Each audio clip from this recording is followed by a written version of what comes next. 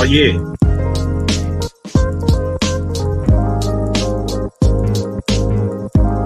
Cosmon Cow. Fresh back from Ethereum, right back with another banger, y'all. The Orishas. Jehovah Chronicles number 29. Thank y'all for coming on in, man. Come on in. Sub, like, share, man. Blast it out to the homies. While I take off these moon boots. See what I'm talking about? Walking on the moon. Fresh back from Shinbot. Fresh back from Shinbot. It's a new drop. I've been reading Owaski a long time and I couldn't make the correlation. I knew they was in there, but it was a deviation. The orishas got deified.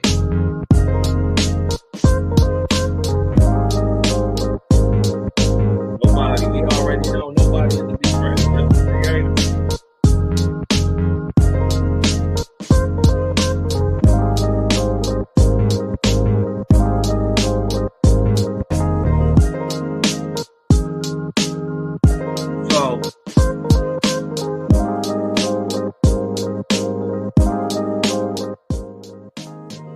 So we right back with another banger, y'all. This is the Jehovah Chronicles, number 29. The orishas, the oria. Huh? The oria. I haven't seen too many people put this together or make the correlation, so I thought I should bring it off of my Owaski family, the creator gang, you know what I mean? Those who are in service to the creator. Now, before we go any further, I would just like to say this is all fair use. Fair use and for educational purposes only. But let's pay these bills. Welcome. Why?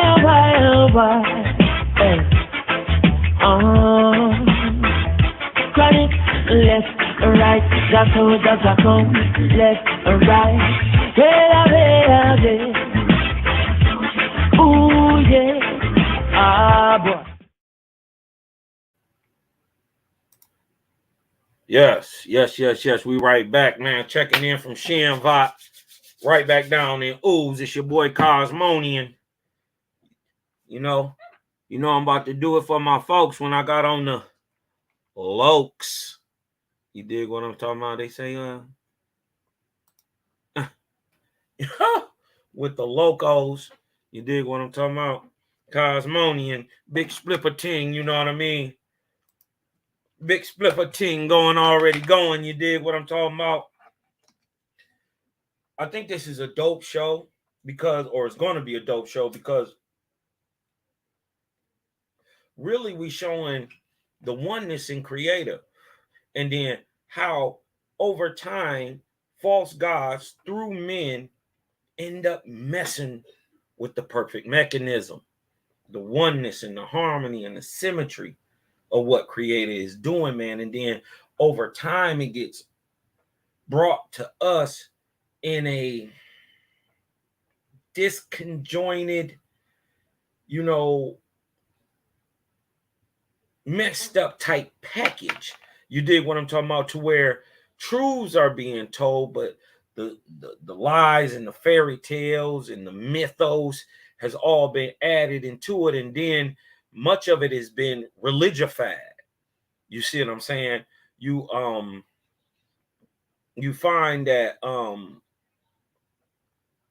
many of the false gods and their ideologies have actually played with the truth and then gave it back to man so man could praise the creation instead of the creator.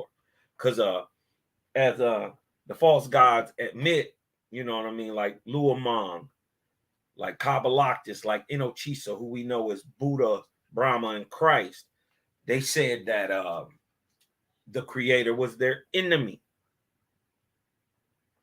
And not only were they going to try to snuff him out, the creator, you know what I mean, of all, but they were going to snuff out creator worship on the planet. So we come to find out that these boys was not playing at all. You know what I mean? And many doctrines and ideologies were sent to man, and then over time through religification and deification of men, a thing that was never ever supposed to be praised, never asked for praise, gets caught in the wash, and the people, the story is just regurgitated and taught as truth, like the same thing we find today with the biblical narrative. People will tell you, and the Bible said, not understanding that the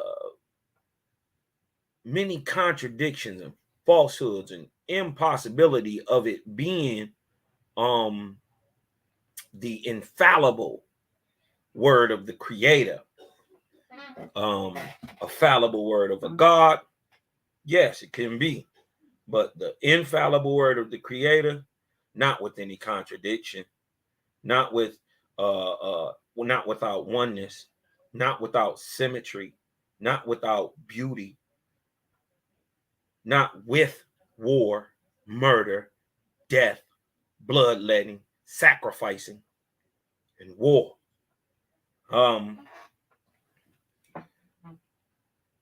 We see this oneness of creator, man. Shout out to all my African brothers and all the people across the world, especially the Yoruba people. But we gonna get your history down, because even y'all say y'all come from the east, and we gonna learn about Yataba, Yoruba. Yeah, we gonna learn a great unknown, a truthism though. You know what I mean? And understanding as into why the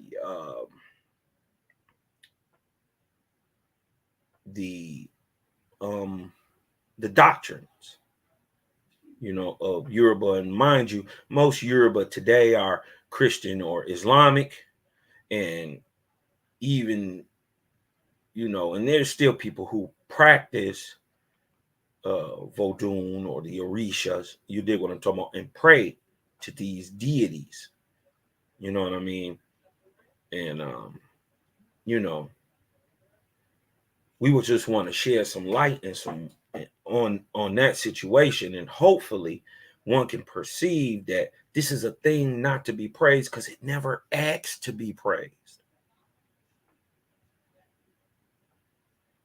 Now, and imagine, we know how vortex interacts with vortex, how the wheel can be enforced, you know what I mean, on another thing, or when atmospheres of a thing coming together, usually the more dominant thing or the lesser dominant thing acquiesces to the more dominant. Think like our moon is to our sun, I mean to our earth. Our earth bigger dominates it and spins it around on its orbit, in its vortexian spin, or in its atmosphere, right? So imagine you are being called and prayed upon, and oh, come back and help me with this, and you know what I mean. One of the orishas has an affinity with water, so they say, and many women who have cramping problems, they call on a certain deity to help, you know, with the flow. You know what I mean? And imagine being called to that, stuck to that. You know what I mean? And your name being tied to a thing that's constantly pulling you back to a thing that you don't want to go back to. You know what I mean? all the energy being put into the name, you know what I mean, can make a thing manifest, charging it, you know, vortexally, just like you charge a crystal. For those who deal with chakras and crystals and know how to charge their crystals properly, they know exactly what I'm talking about. You know what I mean? And charging them actually negatively, some positively, some negatively, depending on the makeup of the stone. But let's get into the orishas, right? I want to show y'all something real I thought was really dope. You know what I mean? Let's hold on. I thought this was dope, man. A guy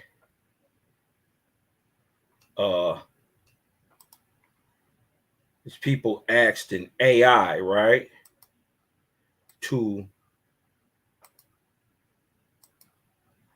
create pictures of what it believes the orishas to look like. You dig what I'm talking about?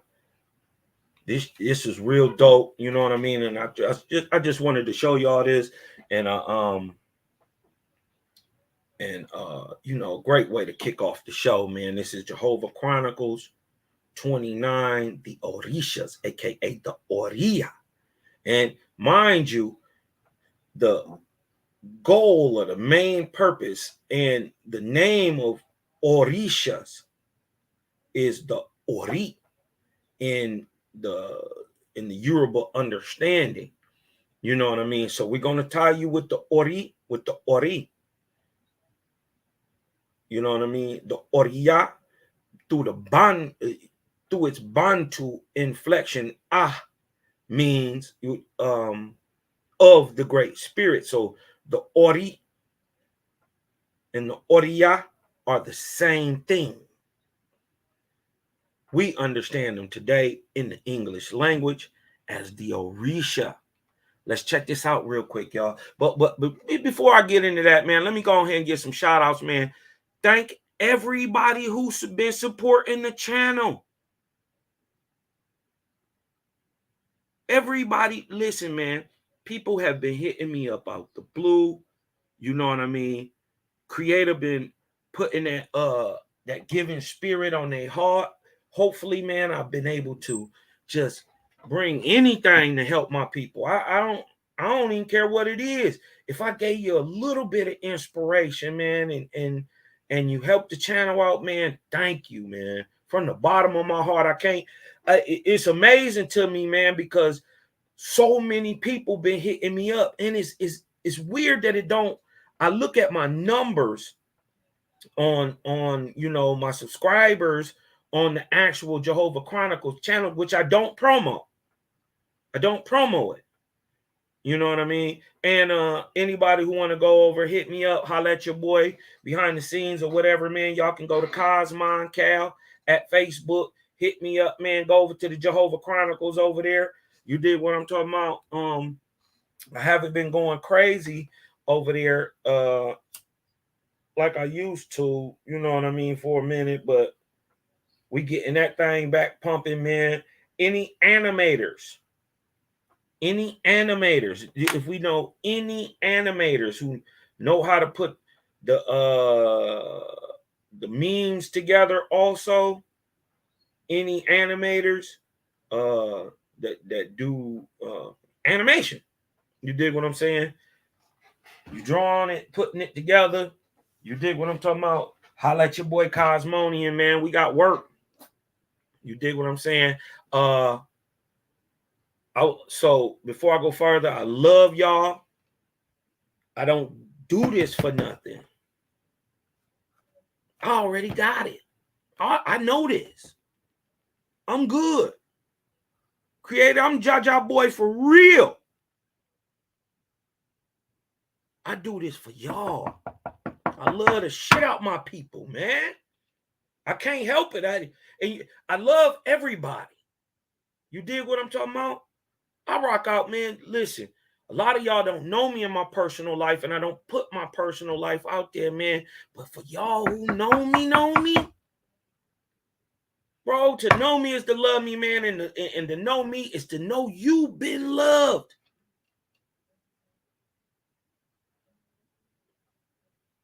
Shout out to everybody. Shout out to Global Purpose in the house. My mighty Hebrew is in the house.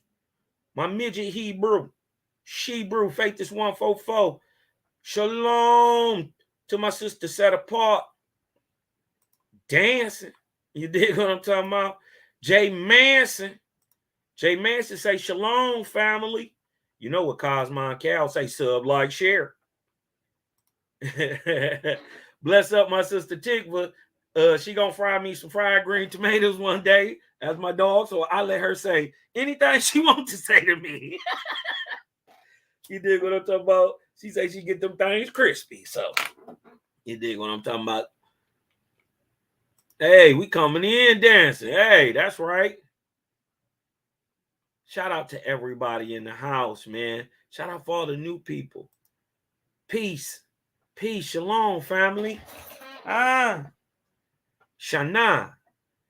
Shana. That's dope. Shout out to Shana. I like that. That sounds kind of sweet. Global Purpose. Global Purpose. Yo, Bronze Yog in the house, man. Shout out to my faithful brother, Bronze Yog. New in the game, but the brother got strong in spirit. I'm talking about brother strong in spirit. My Loken. My loker. This is my local yokel. Y'all dread. Create a gang. You already know, man. God's in training. Elijah 7. I've been watching you, Elijah 7.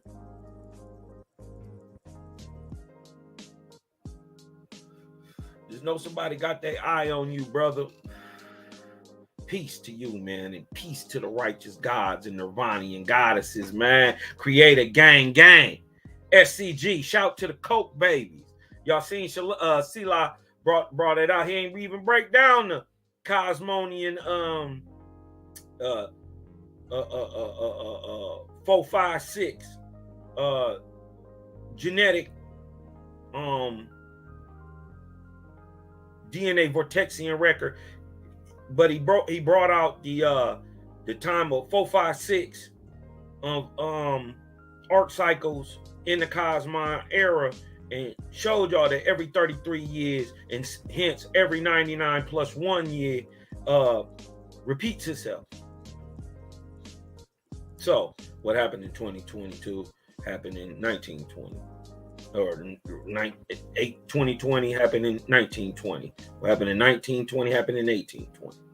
And until you change it, till you do something about it, you keep getting the same results. Shout to Elijah 7, man.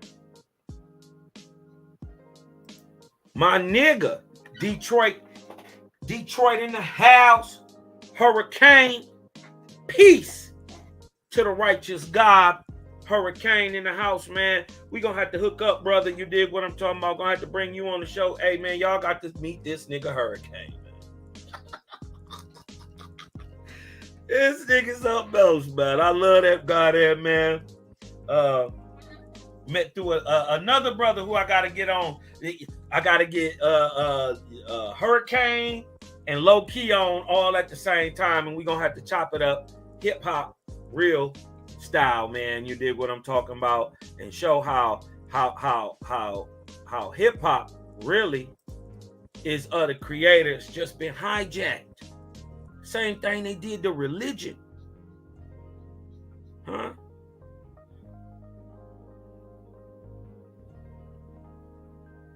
Been hijacked, colonized. You dig what I'm talking about? And they colonized our minds. They got us, y'all. They got us. But they can't get our souls. And now Jaja raising up, and it's a problem. Huh? Now you got what's going on.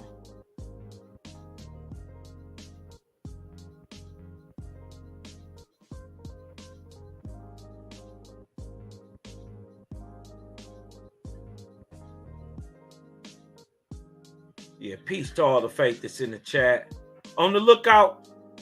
Here we go. On the lookout, bro Cosmon. You have to fix your notifications. I can't even click on your notification bell. There is a line going across the bell. Huh. That's interesting. Hating ass niggas. Let me get on here, man. You know, I just downloaded that. You dig what I'm talking about? Now, your boy is computer savvy. I know how to, work my way around the computer, but you dig what I'm talking about? I'm a more hands-on guy. You know what I mean? So I like to do stuff, not like sit around and play with these damn computers all day. You know what I mean? But I just downloaded the YouTube Studio, so I'll be able to, and people been saying that they haven't been getting the notifications, which is weird. So I'm gonna have to get on that. You dig what I'm talking about? Let's rock out for a little bit, and we're gonna get right into it.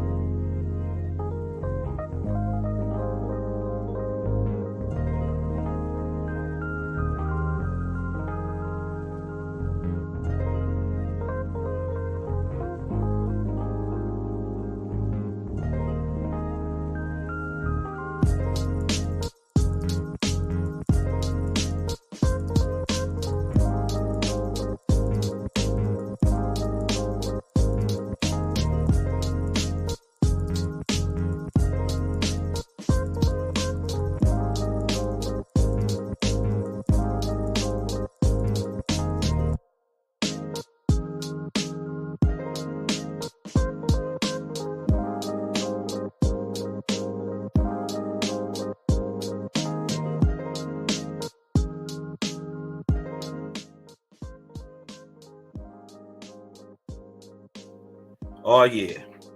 All right, family. We right back. You know what I mean? Yup. Real talk. You dig what I'm talking about? Real talk, Hurricane. YouTube is only messing with the real ones. If I was up here talking about drop it like it's hot, you dig what I'm talking about? Shoot that nigga. Shoot that nigga. Shoot that nigga. Yeah, if I was up here talking about, or if I was talking about Jesus. You see how they give you free reign with the evil shit. But when you start to bring that light, oh, I can get up here, I can talk about Jesus all day. But you better not bring no truth to Jesus. Huh? But let's get into this real quick.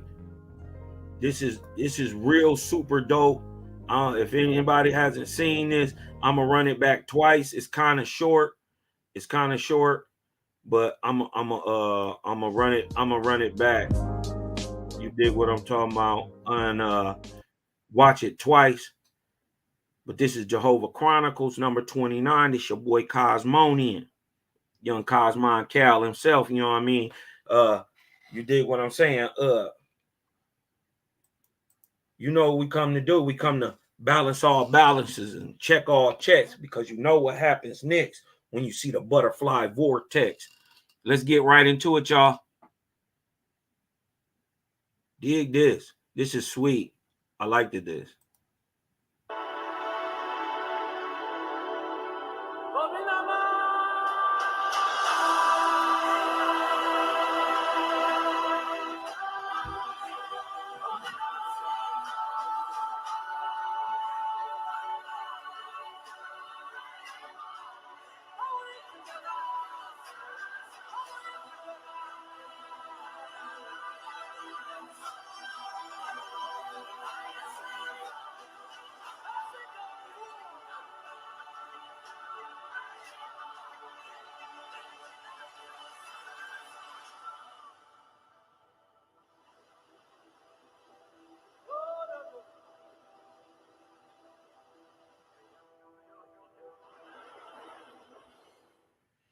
Yo, I thought that was so dope. You dig what I'm talking about? Now look, What's happening is they asked the AI to create what it thought the orishas looked like. You dig what I'm talking about? And this is sweet. I just think this is sweet.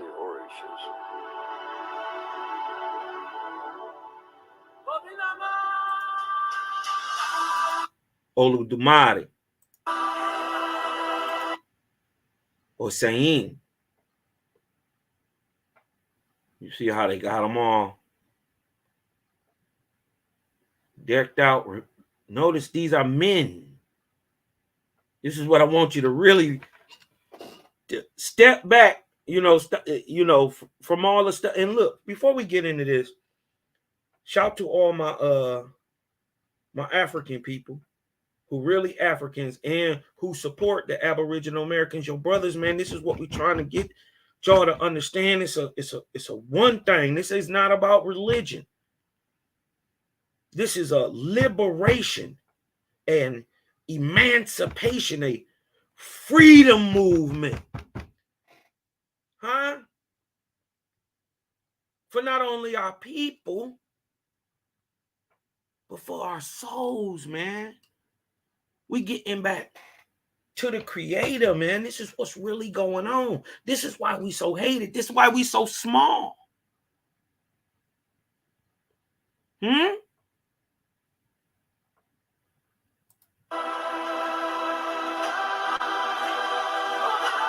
Eyawa, Yamaja, Orenmila, Oshun, Oya, Ogun, Aja. Name is Aja. Huh? Aganju. Yewa. Olokun. Oba. Eshu. Shango. It's the thunder god right there. You did what I'm talking about? African thunder god, man. And I hope this gives some edification before we even get to this creator. Huh? Let's get some oneness in here, man, and bring some edification to the whole. You dig what I'm talking about? Shout to the creator gang. Creator gang is in the house. Shout to my sister Jamia Brown Curry. She always be coming through. I like JBC. I'm going to call her that because I was looking for JBC. I don't know who JBC was. They say she's JBC. I say, oh, my friend. But that was the AI recreating what it thought a machine thought that the orishas would look like. Man, I hope we get some edification out of this for my brothers in the African diaspora, for those in the indigenous American diaspora. Look, man, we got to get past the bullshit, but y'all got to come on. Y'all got to come on, man. You can't expect people to just keep holding their hand out, and then you keep hitting my hand and keep hitting my hand and keep hitting my hand. And then when I don't extend my hand no more, you get mad. Nah, we about to heal all wounds, man. Let's get directly into the Yoruba people, right? Should we throw on some of this Cosmonian, huh? Just throw on some of this little background. Yeah.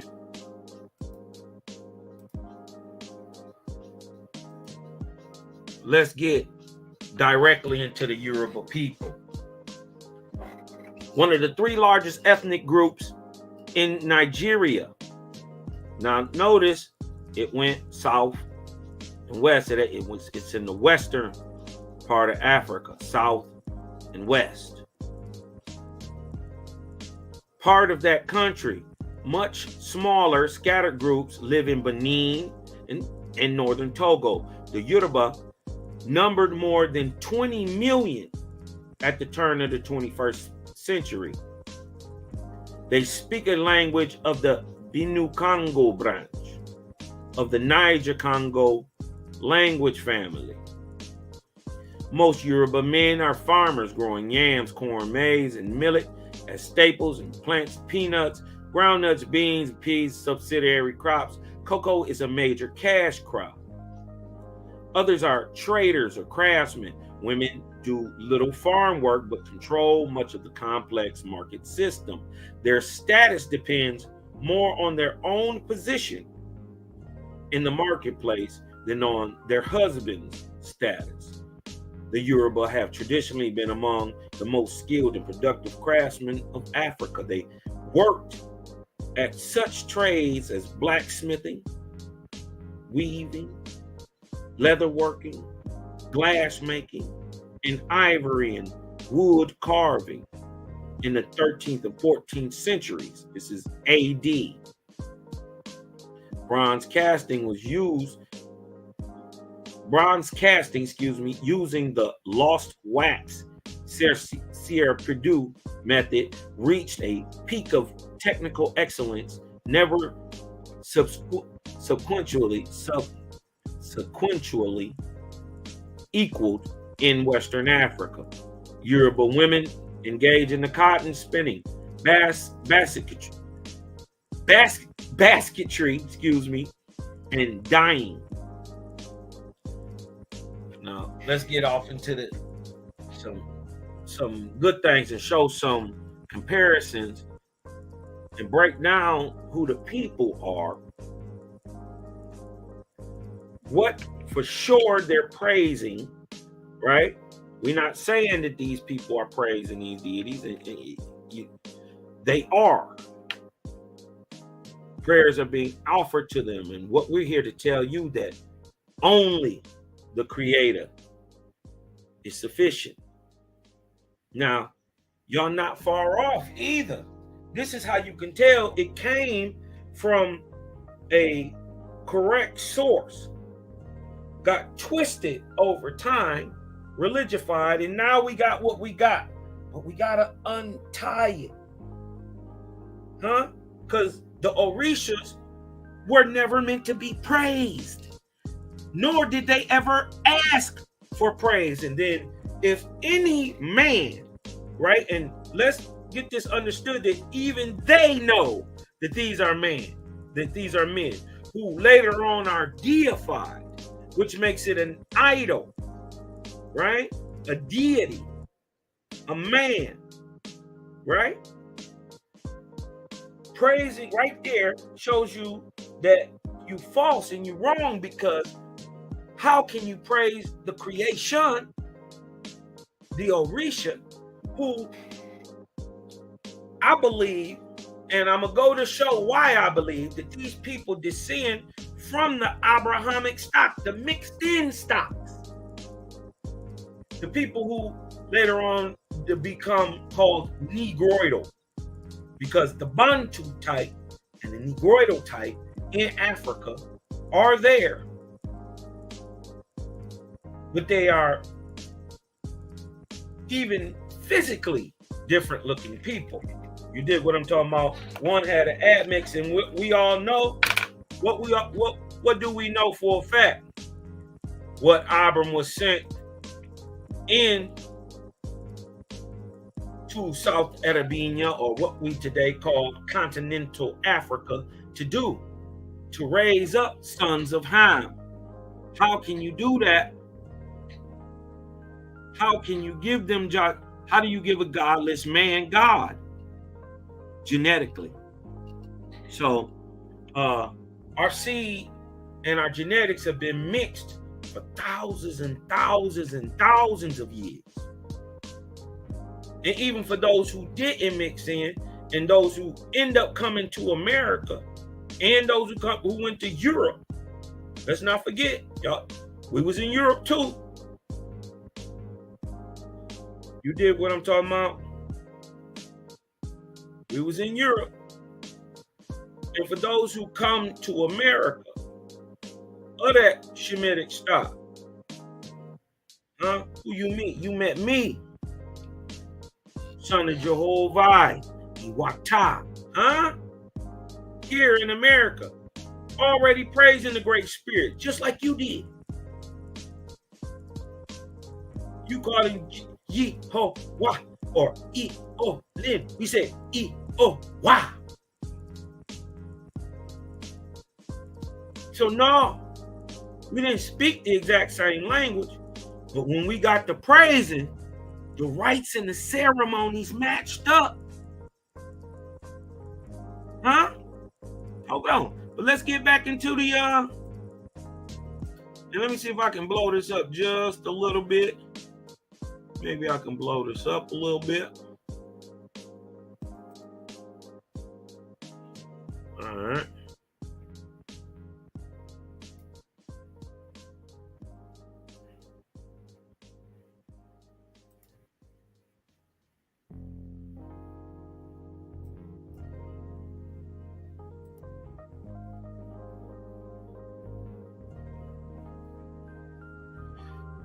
All right.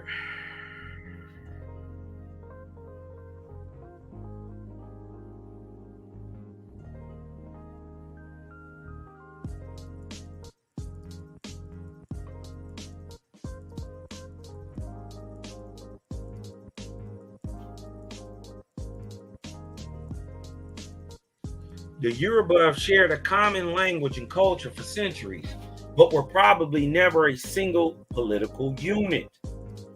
They seem to have migrated. Look, the East. These people are in modern day South and Western Africa, primarily modern day Niger River area. And look, they seem to have migrated from the East. Let that sink in. Remember that. Put an asterisk by that. We gonna come back to their present lands west of the lower Niger River more than a millennium ago. So more than 1,000 years ago. They way longer than that. Now, notice this is just what Britannica is telling us about the people, what's commonly known. They didn't tell a lie at right there where they said more than a millennium, 1,000 years ago. They just generalized it. Yeah, more than 4, 5, 6, 7, 8 millennia ago. And we're going to show you a time that we talking about where the orishas, who are Ashar, was on the earth. We're going to show you the time through the timetables of prophecy. We're going to show you exactly when they were doing their thing. And then we're going to hear about these angelic beings in tales thousands of years later, and now it's mixed up and they've been deified and have been sent. So imagine, the real good guys have already left. They did their Ashar work. They've already left. So who been answering these people's prayers all these thousands of years? Huh? Who's been answering prayers when the deity that you actually praying to doesn't answer prayers? That's not what he does.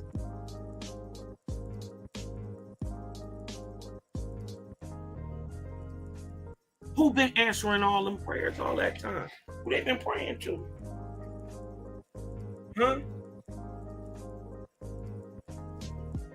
They eventually became the most urbanized Africans of pre-colonial times.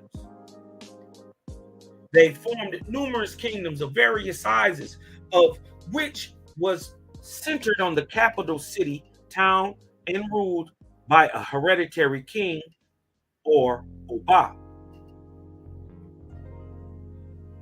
Their towns became densely populated and eventually grew into the present-day cities of Oyo, Ile-Ife, Ilesha, Ibadan, Ilorin, Ijebu-Ode, Ikere-Ikiti. Now,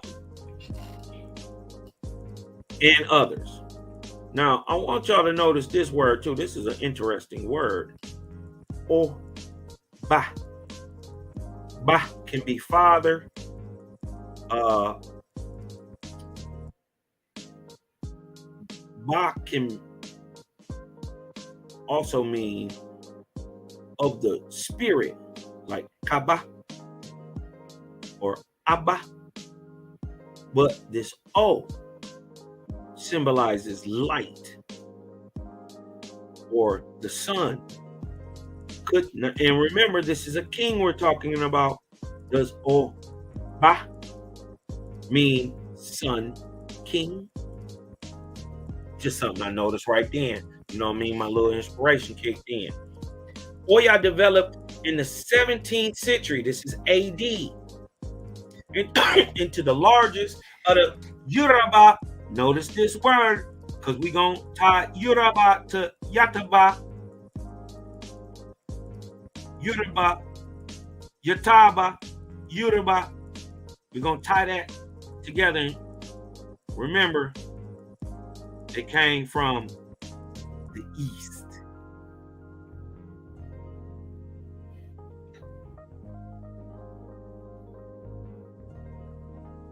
Oyo developed in the 17th century into the largest of the Yoruba kingdoms, see Oyo Empire, while Ile-Ife remained a town of potent religious significance as the site of the earth's creation, according to the Yoruba mythology. See?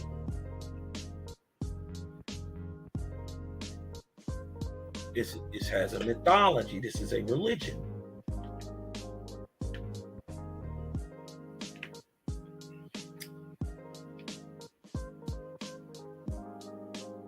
Oyo and the other kingdom declined in the late 18th and 19th centuries owing to disputes among minor Yoruba rulers and invasions by the Fan of Dahomey, now Benin, and the Muslim Fulani.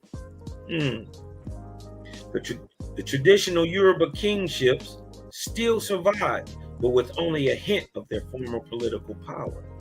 In a traditional Yoruba town, the large and elaborate place of the Oba lies at the center, and grouped around it are the compounds of the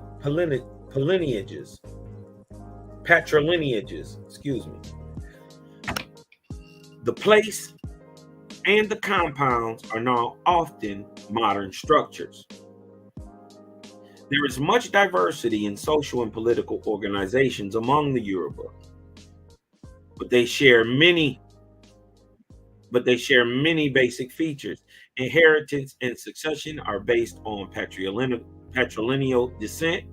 Members of the patrilineage live together under the authority of a head man, share certain names and taboos, worship their own deity. So they worship in the deity. We're going to find out they they have a hint. And we're going to show that a thing given by the creator is later hijacked by two whole different false gods, or actually 5 different gods, but 2 different sets at 2 different times hijack the triangle, or the understanding of the 3 parts of all creation: the corpore, the atmospherian, and the etheric. That is your 3 parts. And for proof of that understanding, after the circle was given to the very first God of the earth, representing creation and the sun, next was given the triangle to Seth and Keys. And this is one of the earliest pictographic writings, two signs that we find, the triangle and the circle. We find it everywhere. And it's and have rights in lineage lands. The Yoruba also have several kinds of voluntary associations, including the Igbe, a male recreational association, the Aro, a mutual aid association of farmers, and the Isusu, which members contribute a fixed amount of money and from which they can receive loans. Political authority is vested in the Oba and the Council of Chiefs. Constituent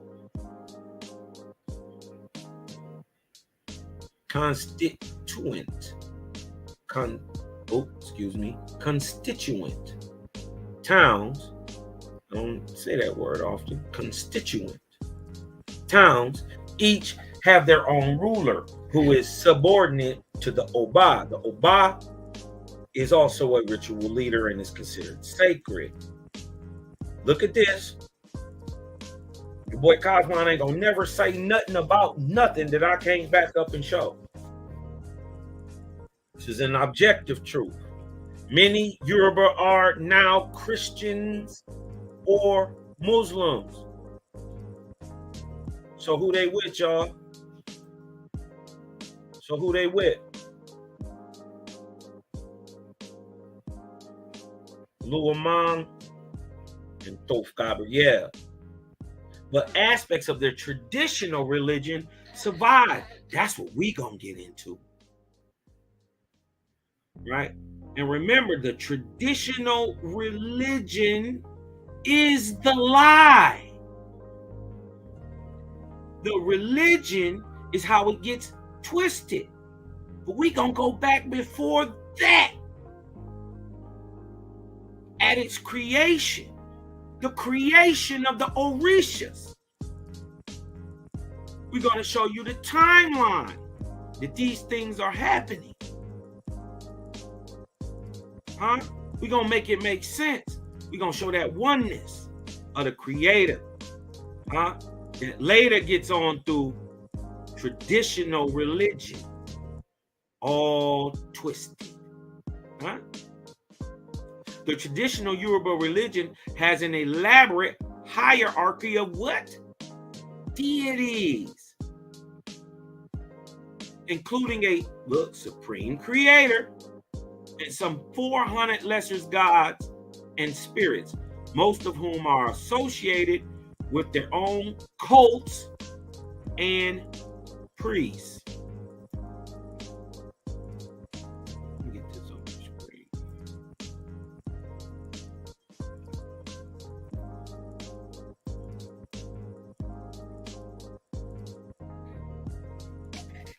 And many times, when you ask my Nigerian brothers, man, my Ife brothers and all them, they'll tell you there's 401 gods.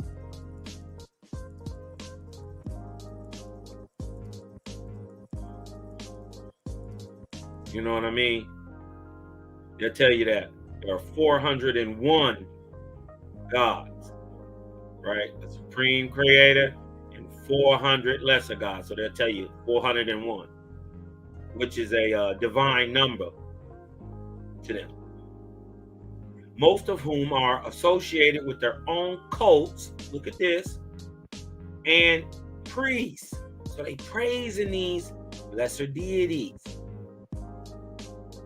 This is why they praying to Ogun. This is why they praying to Oshun and Oya and Shango. We're going to see this in America too.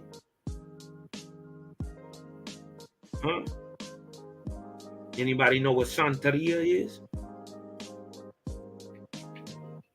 Vodun, what they mistakenly call voodoo. Huh?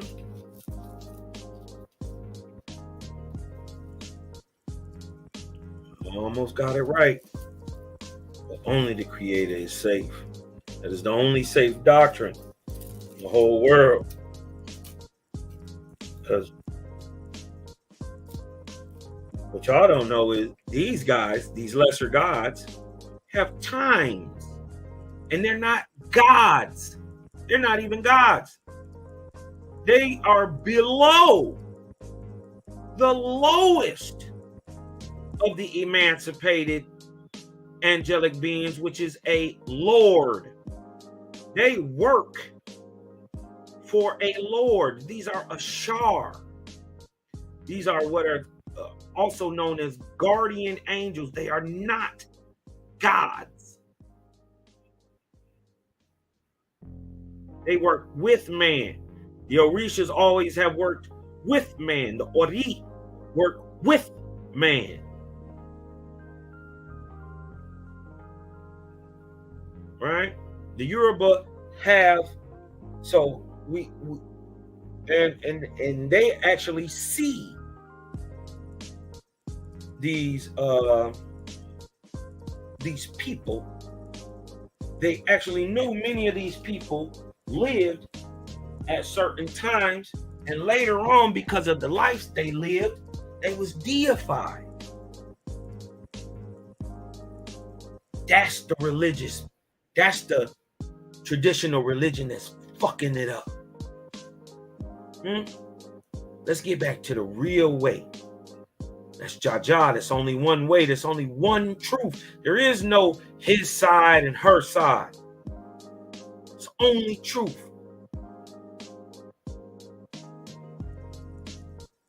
The Yoruba language has an extensive literature of pottery, short stories, myths, and proverbs.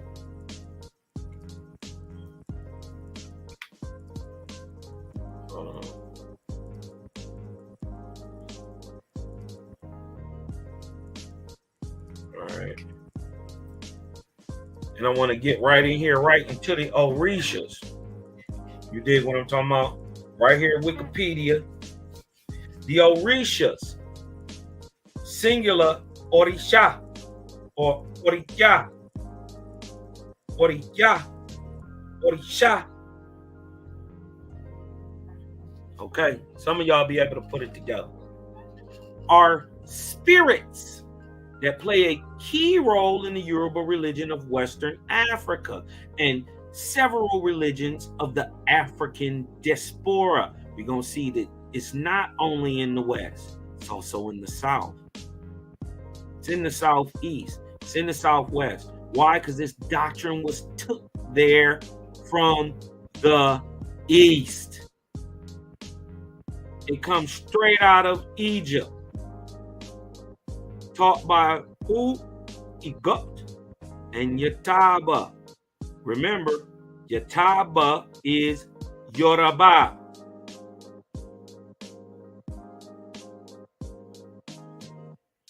Huh? They deified the God. They deified the spirit. And don't say that they didn't do this, Yoruba, Yataba, that they didn't do this, because they did the same thing with Christianity. They did the same thing with Buddhism. They did the same thing with Brahmanism. Huh?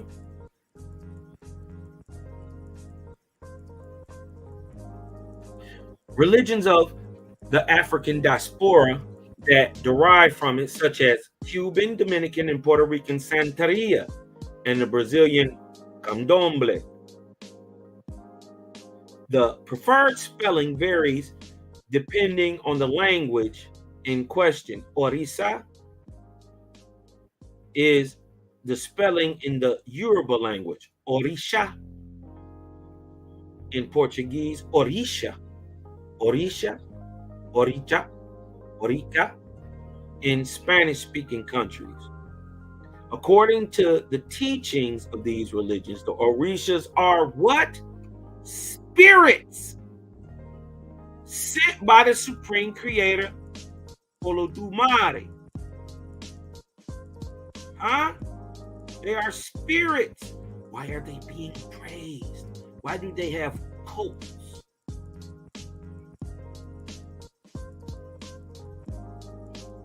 Because we find ourselves deep in religion. The history is remembered. They remember that these are men. Spirits, what we know? Spirits are men. Dead men are birthed in the spirit and become spirits, which we also know as angels. Sent by the Supreme Creator, Olodumare, to assist humanity and to teach them to be successful on Ayi, or earth. Iye Ayi. Iye Ayi. The spirit. Iye Ayi. The earth. The earth and the spirit. This is also known as Maya, earth and spirit. This is also called Naga, earth and spirit. This is all the same understanding. This is what I want to get y'all. This is not new. Huh? But look who it go back to. By the Supreme Creator. So they remembered, but they got it through the religious indoctrination, just like Christians or just like Hebrews today. They got the indoctrination through Christianity, through the Levitical doctrine, which is not of the Israelites, but it teaches them their history. And if sympathy and some nigga dying on a cross makes you a better person, then so be it. You see how the Creator works? How he do a thing is not how we would do a thing. And when he do a thing, he do it well done. Rooted in the native religion of the Yoruba people, most orishas are said to have previously existed. Wait, but hold on. I want to highlight this right here.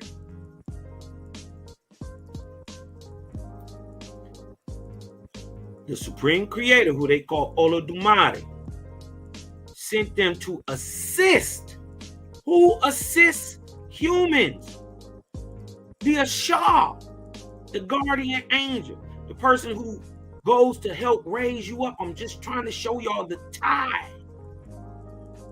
To assist. These are spirits. We're going to show you spirits who go assist people into the higher heavens. These spirits, most orishas are said to have previously existed in the Orun, or the S world, the spirit world, and then became Erumole, spirits or divine beings incarnated as human on earth. So they understand that these are men. They saying they some sort of divine, but no, they just dead. But they also understand, don't let it get it twisted. They also understand and know for a fact they deified living, real life men. I think these are the people that in time, remember, during the time of 3953 BC, at the beginning of the Ark cycle, a Shemitic man was sent to a Hamitic people who you couldn't raise up your own prophet at the time of the four great prophets. They had Po in China. You had Brahma in India. You had Abra in Persia. And you had Iwata in America. Where was Africa? You didn't have one. So they sent The Persian Shemitic man who becomes the later on is to become the founder of the Israelites. Abram, huh? Who knew that it's so small a thing the Creator would prove thousands of years later a work that he done, that he sent Abram, personally sent Abram to Ham to raise up prophets, and that's why they called him Abraham. Not that he was going to be a father of many nations. As that's even though it was said to him in a dream, but that's not what Abram means. But that shows is what your biblical story tell you. But we find out that your biblical story is a lie. It's a tradition of retelling and regurgitating what is thought subjectively to be true. But when looked at, pried into, and put to scrutiny, it's found lacking. But many of these people know that they people and that they deified real living men. But let's go further. Erumole took upon a human identity. So the spirits took upon human identity. Let's get this understood. All spirits are humans. One time living, breathing men who was born from a woman. Huh? Jesus came from a man and a woman, not no spook in the sky. Yeshua came from a woman, a real life breathing woman, and a real life breathing man having intercourse. The only thing that was immaculate about him, about the birth, was that he was born Ayesu, making him instantly a prophet among prophets. You know what I mean? Because not all prophets was born Ayesu, but the ones who were super special.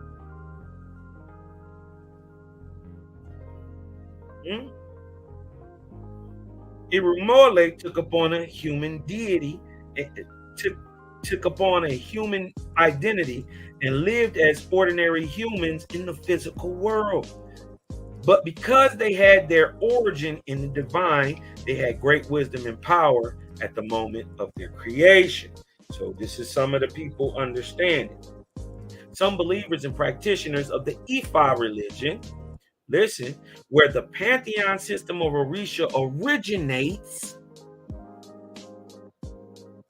believe that Orishas are different class of divine beings. They're right on point.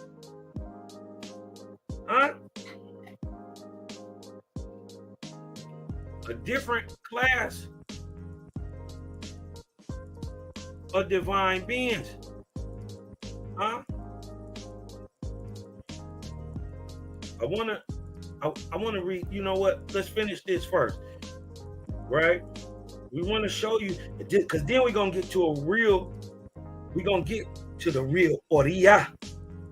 Huh? We're gonna get to the real Ori. Huh?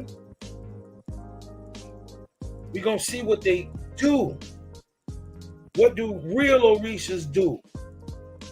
And how it got twisted up. How it got religified. How to get my people out the African diaspora. Out of, you dig what I'm talking about? Praising these deities and back to praising your creator only, right? Because this is the trick, but we're going to show you where the trick came from. Who brought it to you? Why it's called Yoruba? Why they keep saying it come from the east? We're going to tie it all together with our Waspy. Creator shedding light in here, man. You dig what I'm saying? I can't see the chat. Shout out to everybody in the chat, man. If the bill going good so far, let me get a 1 in the chat. Hit y'all with my Malachi Maccabee today. Let me get a 1 in the chat. If y'all learning a little something about the orishas, let me get a 1 in the chat, y'all. We gonna keep going. Let me blow this up a little bit.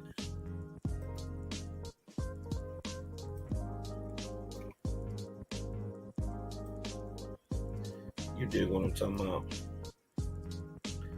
Some believers and practitioners of the Ifa religion, where the pantheon system of Orisha originates and come out the Ifa, believe that the Orishas are a different class of divine beings who became, listen, who became deified, divinized. Uh-oh. The divin? Funny. They became divinized or transformed after their departure from their human state on earth. You see how it gets mixed up? These were real men who died, raised up to an angelic rate of protection called Ashar. They come back to a certain people to do a certain thing. A people that Creator knew was going to be birthed into the planet. And you see how loving our Father is. He don't forget nothing. He go get everybody. These practitioners believe the orishas to have been ordinary humans. Look, I told you they close. Who were deified upon their death due to the lives they led. Their outstanding spiritual growth and extraordinary feats accomplished in their lives while on earth. These are your Iesus of Africa. These are your unknown prophets of Africa.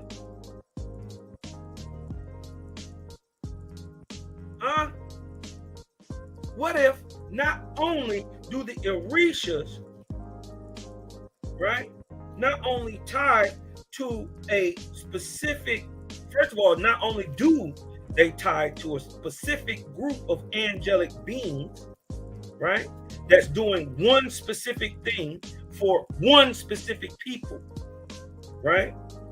The people who are doing this certain thing, they are going to get them. But mind you, they are already dead. But remember, the originators, the Ifa, tell you they were deified upon their death. So these were living men. But what if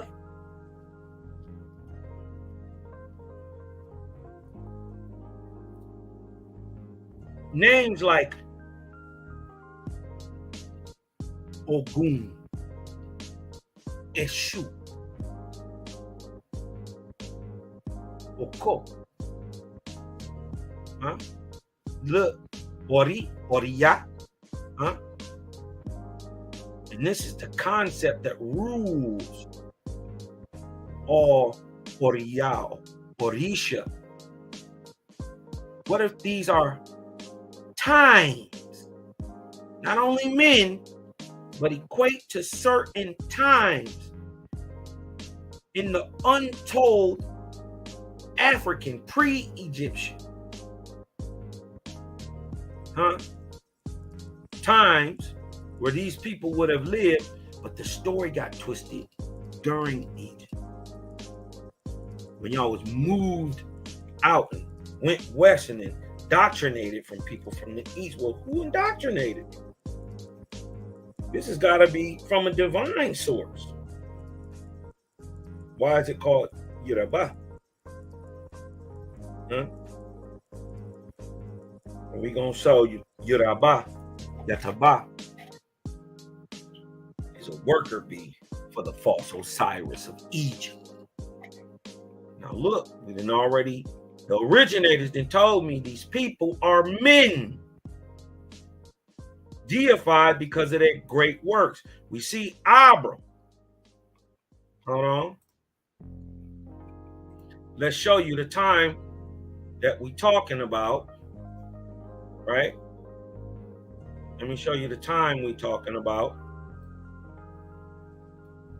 Talking about beginning of the 23rd arc cycle, the arc of Spita, in the first 200 years. Now, at the time that we're going to actually be talking about 3953 BC, right at the beginning, we're gonna see the orishas made. We don't get anything out of Egypt. And I'm going to show you the guy who put your whole biblical narrative in effect doesn't even assume the false role of the creator, Anu of Sumer, aka Anu Hassaj, assumes the throne during circa 3379 BC. You dig what I'm talking about? And you get these stories told to you from the false gods, Yataba or Yoruba, in Egypt.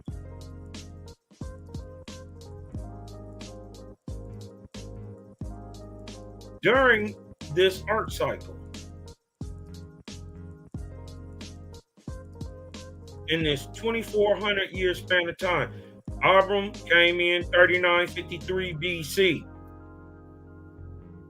It was done by 3949.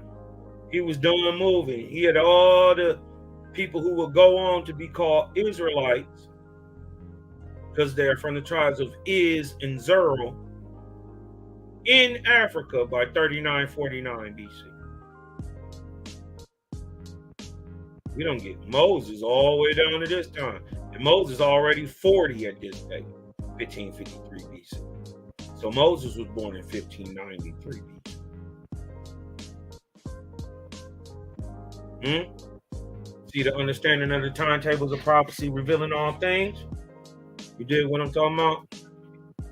Now the orishas found their way to most of the New World as a result of the Atlantic slave trade and are now expressed in practices as varied as Santeria, Candomblé, Trinidad Orisha.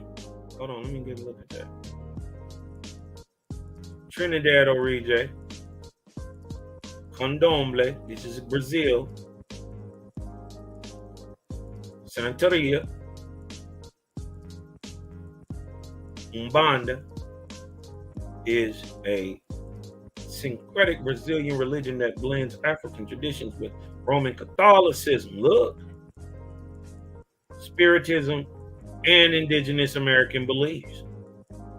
Although some of its beliefs and most of its practices existed in the late 19th century, in almost all Brazil, it is assumed that Umbanda originated in Niterói,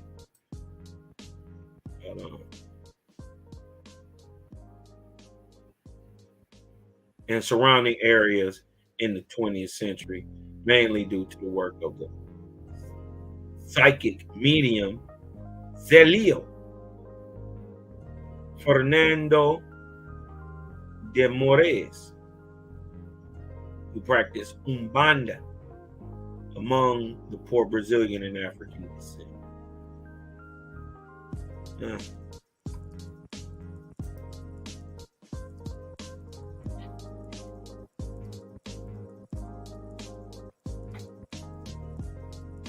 Oyotunji, among others.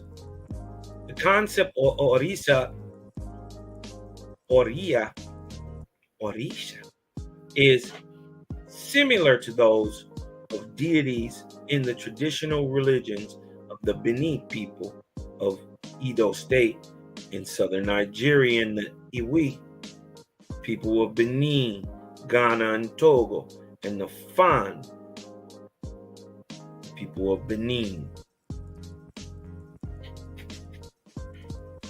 Now look, Yoruba tradition often says that there are 400 plus one orishas, which is associated with a sacred number.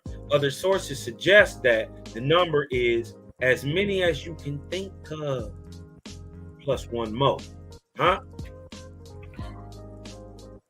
Different oral traditions refer to 400, 700, and 1044. 440, excuse me, orishas. Let's see what they believe. Practitioners traditionally believe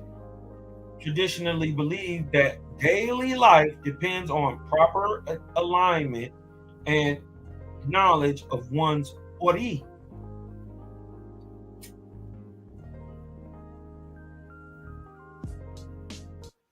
Which many see as an oversoul. You know what I mean? Or like the head or purpose. You know what I mean? Ori literally means the head.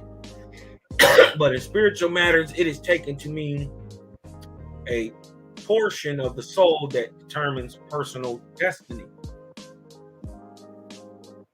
We know the people who shape personal destiny. They are called ashars. These ashars, these oriyah, these special ashars of Africa. As we get this history out of Africa, even though the oriyah, the orisha, are in the same type of angel, is doing the same thing, not only in Africa, but in India and Asia also, or what we modernly or biblically understand as Ham-Shem and Yafet. Some orishas are rooted in ancestor worship. Uh-oh. Bad man them. That's bad thing them. Because your ancestors will tell you worship Creator. Your orishas are rooted in ancestor worship.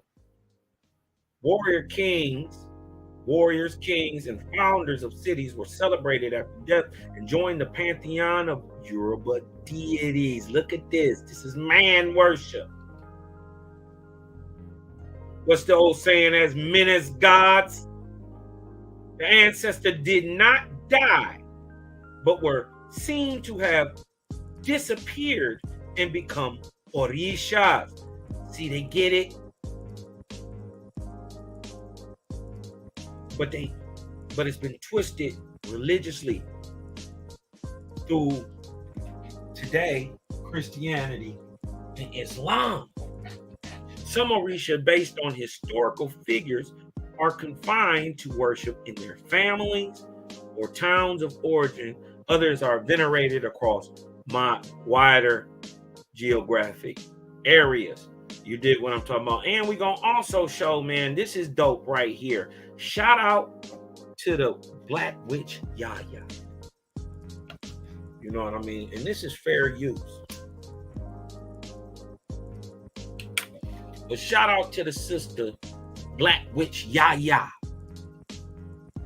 You dig what I'm talking about? Let me see if I can get back on here. Black Witch Yaya. Shout out to you, man. She helped me with an understanding and proof that the orishas, the spiritual, is tied directly to the spiritual side of man, or what is also known as chakra. And each orisha correlates to a chakra cell or a vortexian portal.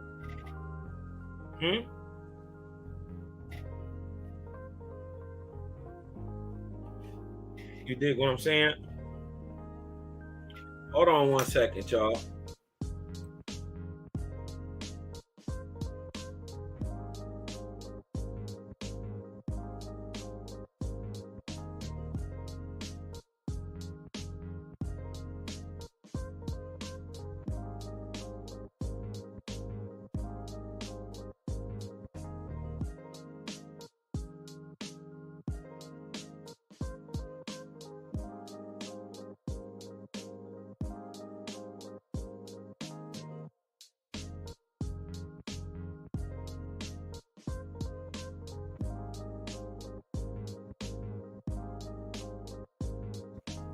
Y'all not even gonna believe who that was.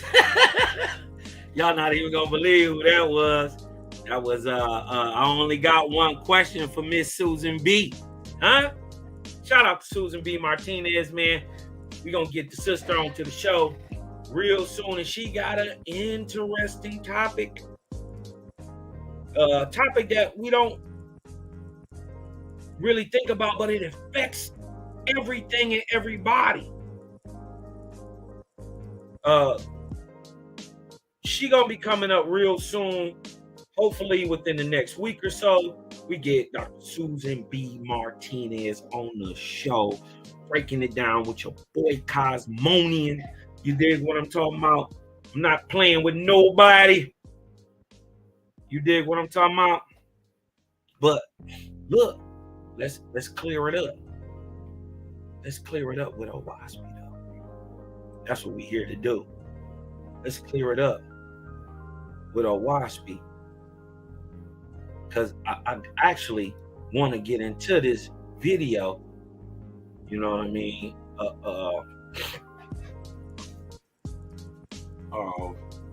The orishas and the chakras. You did what I'm talking about, but let's clear it all up, right? Mind you, this is 3953 BC, which exists before the story was told. Before Osiris, Yoruba, Gut, any of that shit existed. They did not have no rule yet. It is later on, after the founding of Egypt, before the time of Narmer. Like I said, Anu takes control circa 3479, and in 33, or actually 33, he usurped in 3479. He sets his kingdom in the false gods over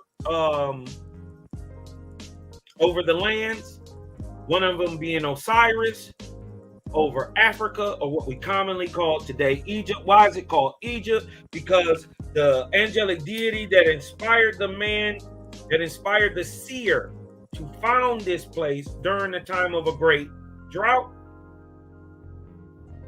the angelic being Egupt, which is spelled Egupt, and is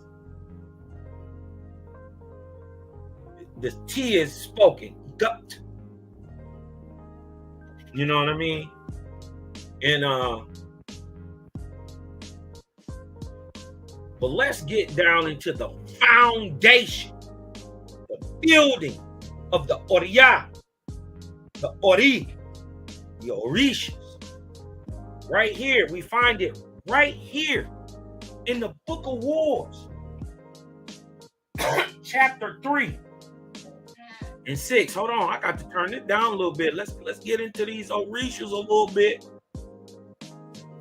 Let's get into these orishas a little bit. You dig what I'm talking about? Let's get into the foundation before it got twisted, before it got messed up. You see what I'm saying? Before it got under the God spell. Before it got twisted up.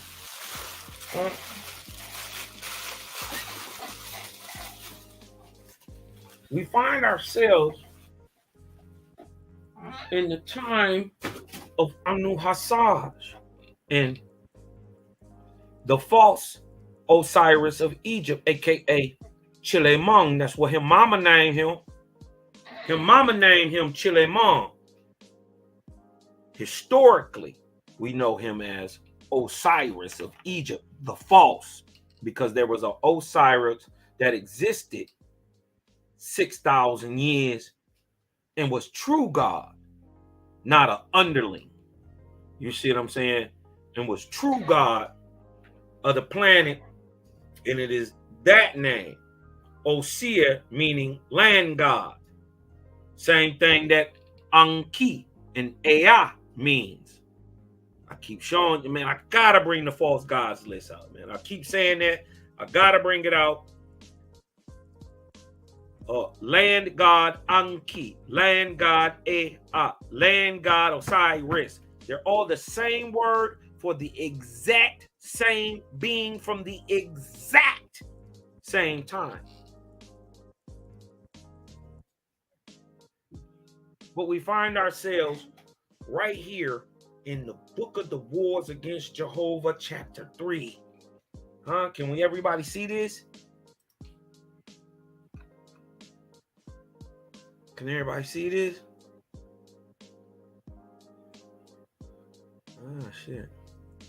I think nobody getting nothing up out of it. All right.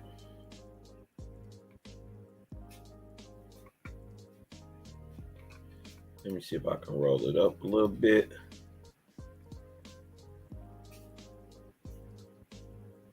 Now it came to pass. This is verse 3 and 6. Now this is 3953 BC. We right here. We ain't went nowhere yet. 3953 BC. Watch this. I ain't got to make nothing up. Watch this. Watch this.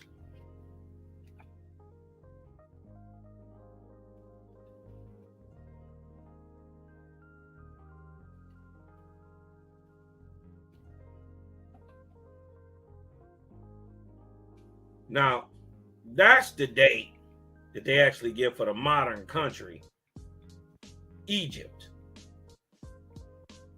1953. But ancient Egypt, right?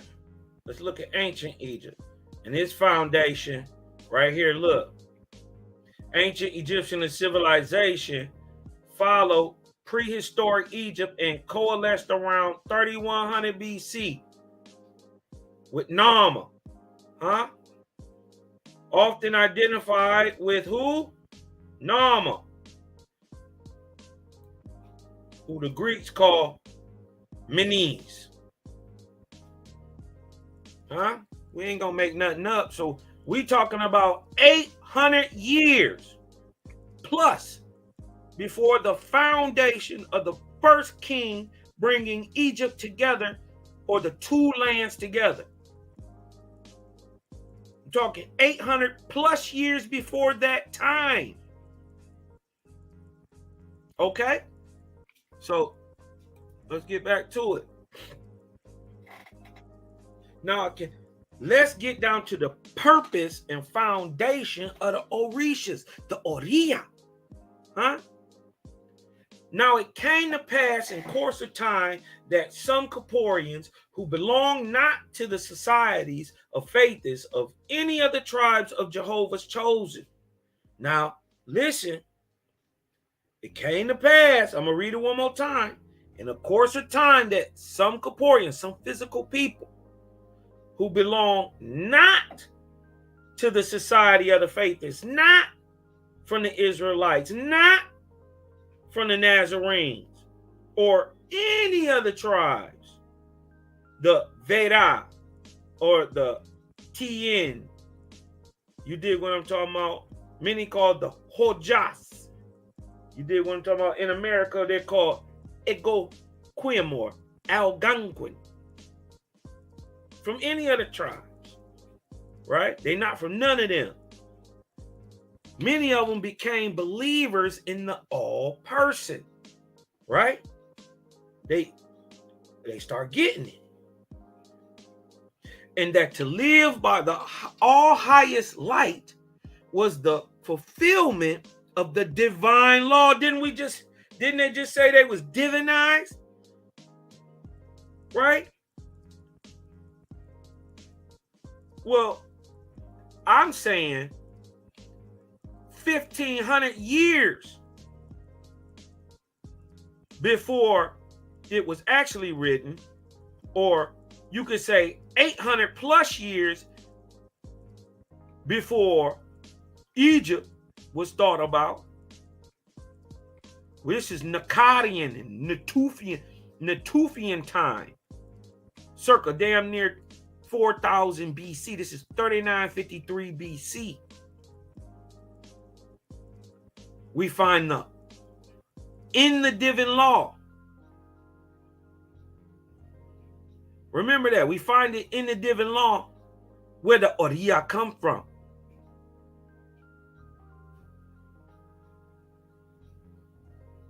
And so we'd already made the connection with ori.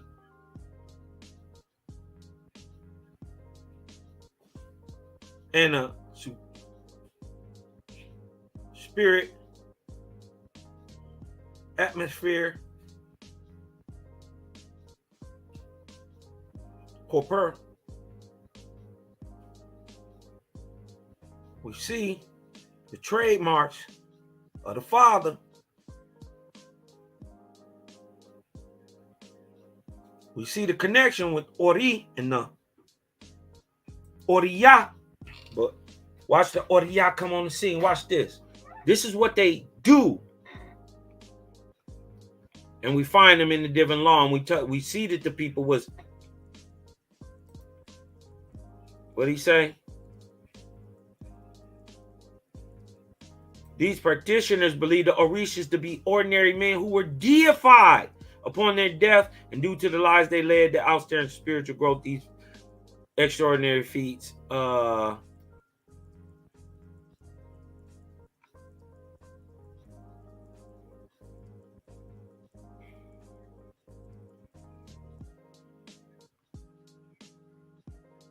Look, they said they're divine beings who became deified and divinized. Funny, we find them here in the divine law. Only place in the world you can find the divine law actually written down. The only place. This isn't anywhere else in the world. They say JBN just made this shit up. We talking about a people you couldn't even comprehend in 3953 BC, 23rd arc cycle after the creation of man. Also misunderstood by many Hebrews and Bible thumpers as the Ark of the Covenant. Huh? Didn't y'all know time is measured in arcs, niggas? Don't believe them when they tell you it's a boat. And they joined not the faithists. Now these people who, they got a whole divine law about them. Became believers in the all person, and that to live to the all highest light was the fulfillment of the divine law. And they joined not the faithists, nor followed the rites and the ceremonies. So these is just niggas doing good. They believe in the creator, but I don't live with y'all niggas. I don't know the rites and the ceremonies. I'm not truly a faithist. I just do what the faithists do. But I don't live communally. I may eat like what my brother say, a loin meat sandwich every now and then. But if that's my highest light, then cool.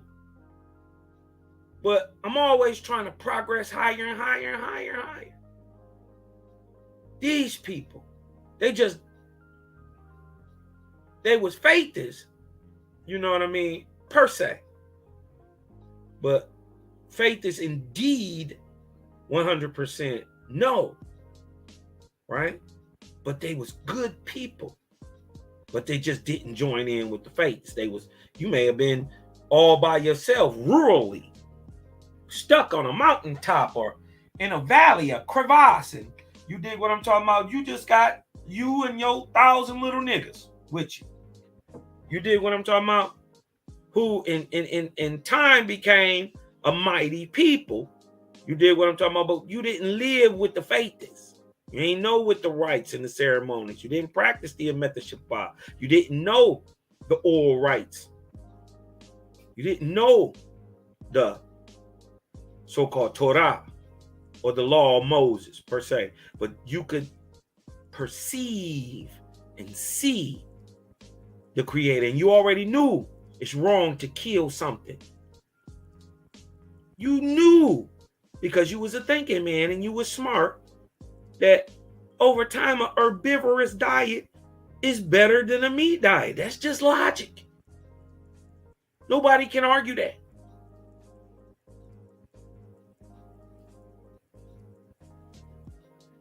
You ain't know why you was doing right. You was just doing right. Them niggas, right? We find them in divine law. But look, God propounded this in Diva, right? This is his divine counsel. The head God, true God at the time, right? Lays down a proposition. Everybody goes through, it, gives their thing, and then he decrees, right? And in his persona as true God over the Diva, the divine counsel, right? He is called Div, right? God propounded this in Diva. Where shall the spirits of such be delivered? Where we gonna take all these niggas? They turning over faithists, man. They starting to rise up. Behold, even on the earth they have delivered themselves away from the drugs. Shall we now suffer them to fall into the kingdoms of mixed company in Haddah, or Hades, or hell, which is nothing but the lowest part of the atmosphere? Huh? So when they talk about you going to hell, tell them take a deep breath, because you already in it. Huh? We take the spookiness away. Haddah, hell, the lowest heavens are right here on earth. Now, can you get caught in knots? Can you get caught in places of torment and gases and noxious gases brought to you and tortured? And yeah, that can happen to you. But generally, if you're doing the right thing, as you see, the faithists and these people who just doing right, they don't even read OWASP. They don't know nothing about no rites and no ceremonies. They just know that it's a creator and I'm gonna do the right thing. Huh? Where we put that? God said, where we put these niggas at? Huh? Behold, even on earth, they have delivered themselves away from the drugs. Oh, we don't even fuck with them niggas in the city. We out here in the woods, chilling. We got our own civilization. I told you we was in the mountains. We was in the valleys. We was in the mounds. You had whole cities. Shall we now suffer them to fall into the kingdoms of the mixed company of Haddah, or Hades, the lower heavens? Upon this, Diva decreed, a separate kingdom shall be prepared. Hold on.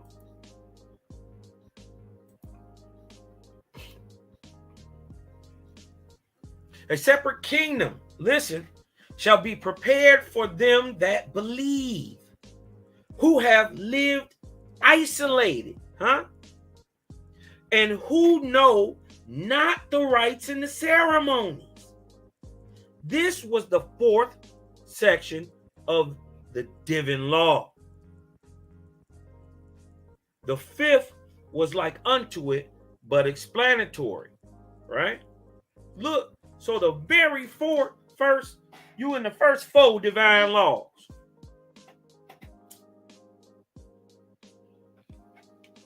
Not only do we find the creator and his high-raised sons and angelic beings, who are the angelic beings, men, just dead niggas who rose up in spirit. This your Uncle Junebug, huh? This Papa, this Mama, huh? This you one day, huh? They say a separate kingdom shall be prepared for them that believe, who live isolate, but who know not the rites and the ceremonies. Who know the rites and the ceremonies? The faithists. This was the fourth section of the divine law. You in the very first four laws. The fifth was like unto it, but explanatory, which was to have faith in one great person, the ever-present Spirit, creator and ruler. It is well.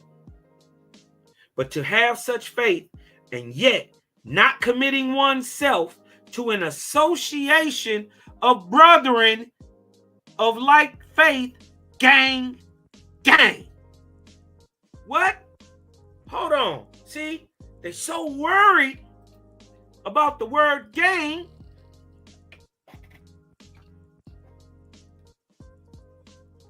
that they don't even know what a gang does. They have been told what gangs do.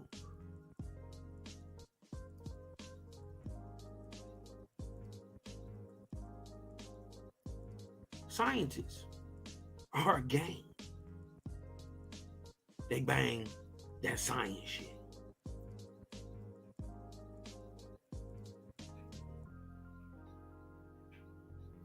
Police are a gang. The priests are a gang. All gangs, and what do they all call each other? Brotherhoods. The only difference is, or what makes your gang actually good or bad, is what you're doing. Show me one bad thing in a waspy, or show me one bad thing I ever told you, or any of the babies to do, any of my folks to do. Point it out. Say Cosma at blah blah blah and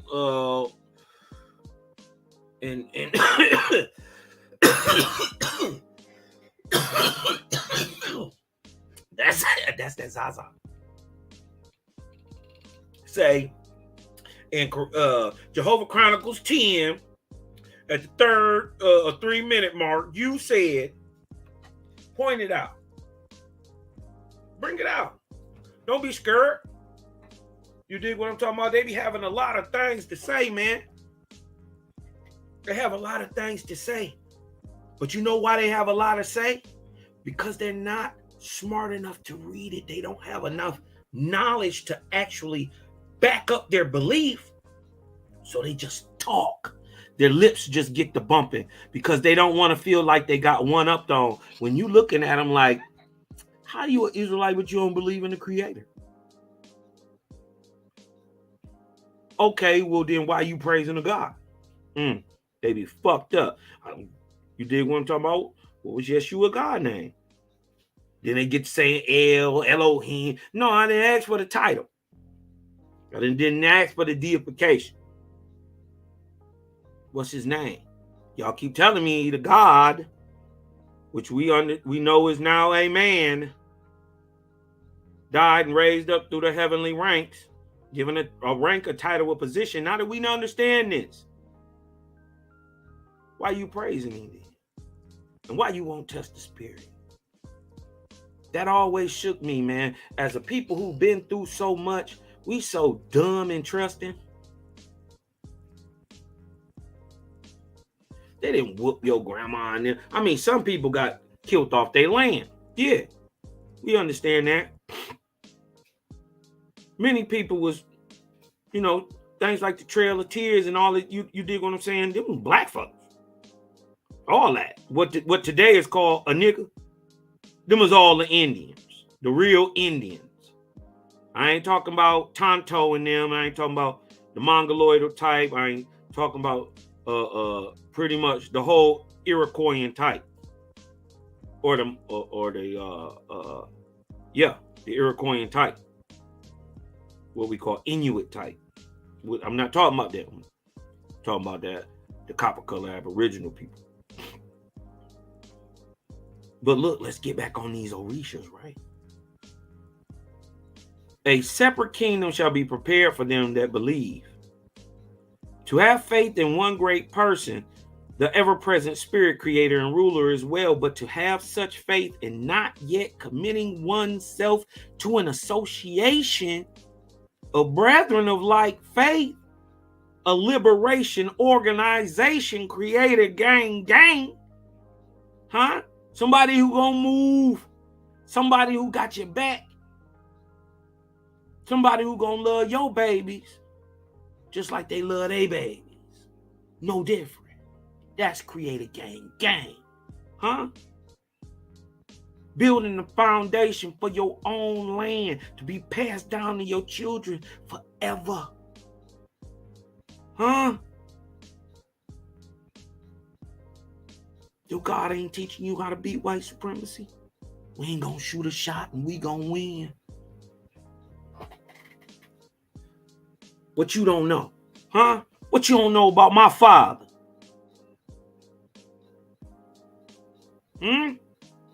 Because if you niggas don't get that we got to get this together, you one of these niggas.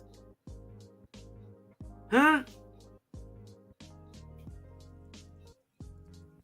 You one of these niggas. You believe in the creator, but you don't see the necessity of the communal living, to going to have our own as a people. Knowing that ain't no more high, ain't no more low. Everybody got it. Because everybody working for everybody else. When we gonna start loving each other? This is what the orishas was brought around for, man. You don't know my father. If you don't see the oneness, if you don't see the symmetry, if you don't see the beauty, you don't know creator. You don't know his gods.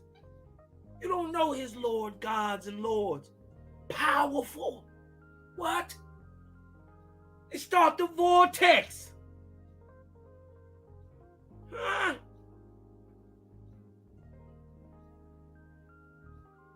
You don't see the benefit in your brother yet, but y'all gonna have to wake up. Because we can't do this shit alone. Let me reveal a great secret to you. Creator revealed to me, and it broke my heart. Broke my heart. But look how good our Father is. He still gave it to us in the end. He said, my chosen, me, you. Huh? He said, my chosen can't subdue the planet. They can't. They can't do it. He said, so I made the barbarian wisely. Huh?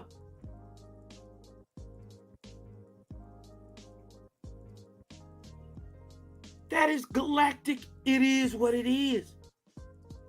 I did everything. And then he's so dope, he'll let you apply stuff to yourself, right? And build you up how you is. But with that power come responsibility, because it's on you. This is what a wasp be teaching.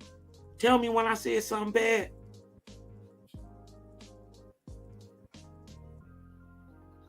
Because you can have faith in the creator and yet not committing one's self, your body, your work, your thoughts, your emanation, your love to an association of brethren alike and sistren. When you say brethren, this is sistren too. This is all in there. To an association of brethren of like faith proveth such a lack of discipline as requireth in beginning in the 5th grade in the spirit world. So that's like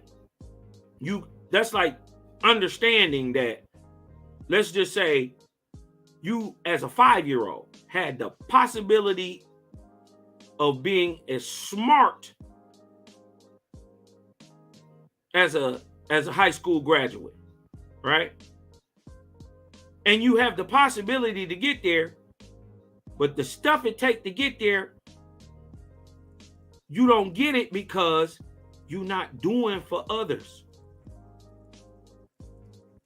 And y'all not doing it communally, making it work.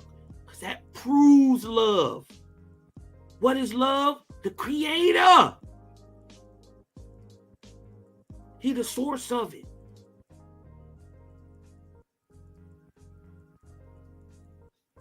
When he started creation, it was out of love.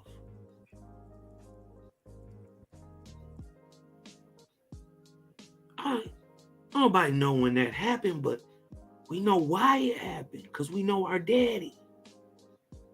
He done told us all this.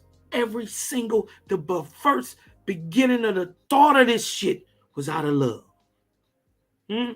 Now he bringing us back to our African family. This your kin, this your kindred. We different, but we the same. Nigga, you not no, you can't never stop being no nigga. They gonna hate you just as much as me. So why not we get our own thing, do our own thing over here? Way over here. Leave them alone over here. Let's go over here. Where ain't nobody messing with us. But you know what that take? You gotta love me. You gotta see. You gotta see, right? The wealth or the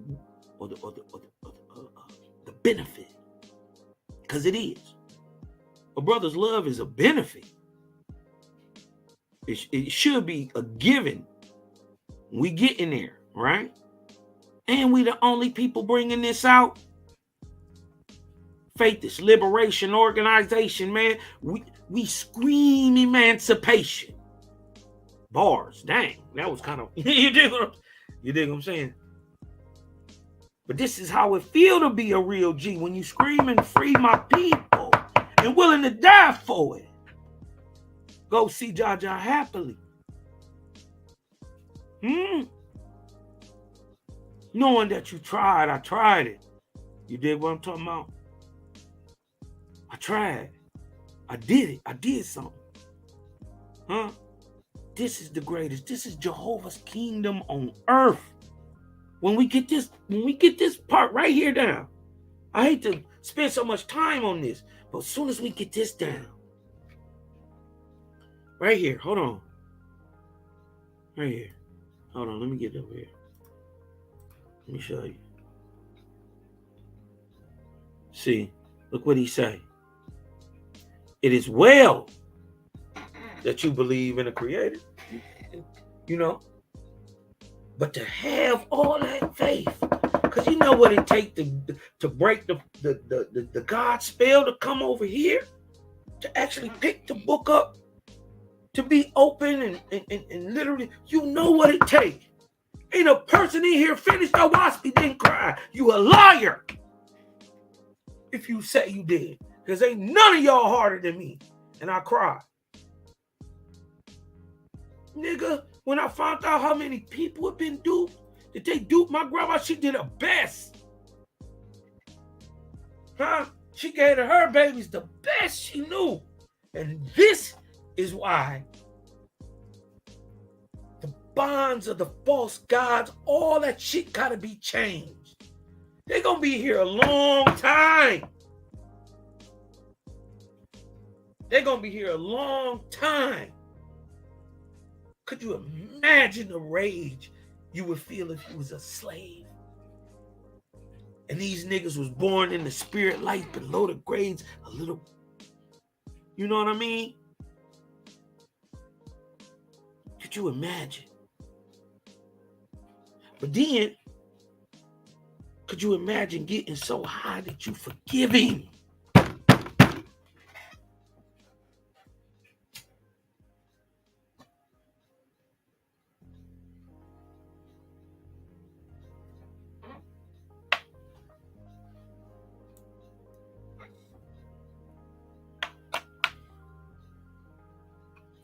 It's like having you die and you birthed into the 5th grade, but you got the possibility to go to the 12th if you just knew this little stupid shit over here, which is called 6th, 7th, 8th, 9th, 10th, 11th, 12th grade.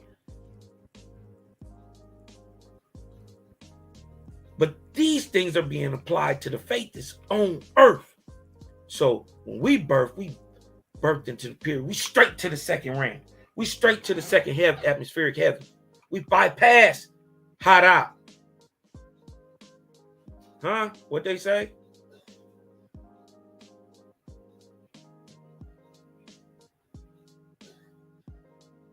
Look, hold on.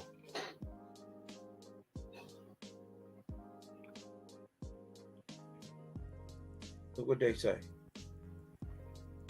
It is well, but to have such faith and not yet committing oneself to an association, gang, huh? Create a gang, huh? A brethren of like faith proveth such a lack of discipline as requireth beginning the 5th grade in the Essaying world. Why would you wait to be on the 5th when you got the possibility to go to 12? We learning this now. Creators revealing this now. We know in real time they probably didn't even perceive this. But look what Creator doing. When they die, though, I'm taking them to a separate kingdom that shall be prepared for them that believe, who have lived as isolate, right, away from these niggas. Huh? This is what's coming, y'all. And who know not the rites and ceremonies, though. Because they don't see the benefit in communal living. They don't see the value in their brother yet, but it's coming. Huh? Who else talk like this? Nobody on YouTube scream liberty. Nobody can't show you how to do it. They'll show you. Yeah, and let's get our money. I'm not tripping on that. We need that. I'm saying, right? But what I'm here to tell you, what I'm here to tell my people. And when I say my people, I'm talking all people who love the Creator. Huh? What I'm here to tell you is get it now. Why wait? It's right here. But can't nobody get it for you. I can just point you in the direction. I can just show you why it's the truth. I can show you an objective truth and a primary source as to why I'm saying what I'm saying. But you got to get it. You got to apply it. The 6th section of the Divine Law provided the name for the kingdom for them that profess faith in the Great Spirit, Jehovah, but are without practice, shall be called Mere, or you dig what I'm talking about, and his place shall be in the first remove from the earth. So pretty much right above the clouds. It means like a middle. Meri means the middle, because these people can't get to the second resurrection without association, right? You can't get to the second resurrection without association. So they're going to teach they're going to teach them 5th, 6th, 7th, 8th, 9th, 10th, 11th grade, so we can get them to the second or college. We can get them to the next highest level of understanding. This is your God in training. Wake up, people. I love the shit out you, but wake up. But let's get into the orishas.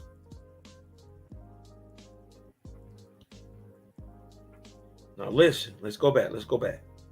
The name for that brand new heaven they just made for these niggas who serve the Creator, but they just don't got it together as in like an association, but that could be from anything.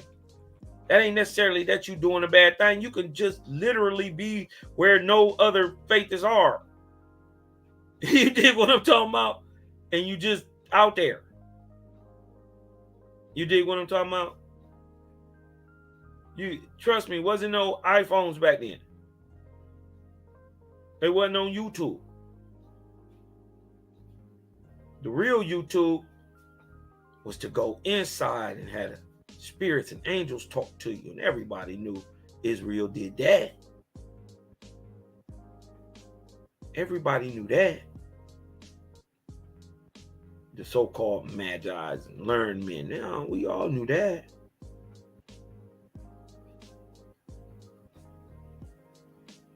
The name for the kingdom for them that profess faith in the great person Jehovah are without practice shall be called Medi, and its place shall be in the first remove from the earth.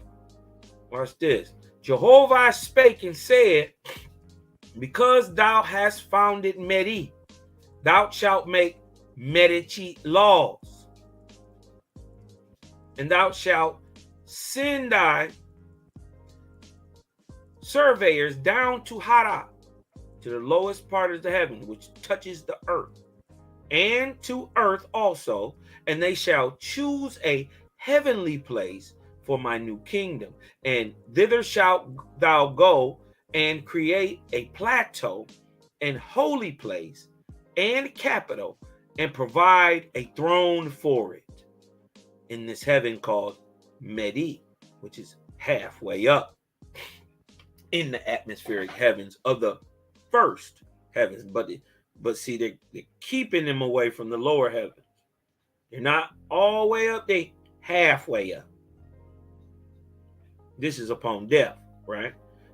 And they shall choose a heavenly place for thy new kingdom, right? And they providing a throne for it. And when thou hast completed thy work, thou shalt call to the throne a sub-god, a Lord God, right? Now, this is Jehovah. Notice this. This is the creator speaking to true God to tell his boy Nim, who is a sub-god, to what? To what? To thy new kingdom. And then this thou shalt go and create a plateau. So what is they doing? God, okay, creator spoke to God. God told the sub-God, told Lord God, right? Go down there and create a plateau and a holy place and a capital and provide a throne for it. And when thou hast completed thy work, you see the difference? God works for the creator. The creator creates God.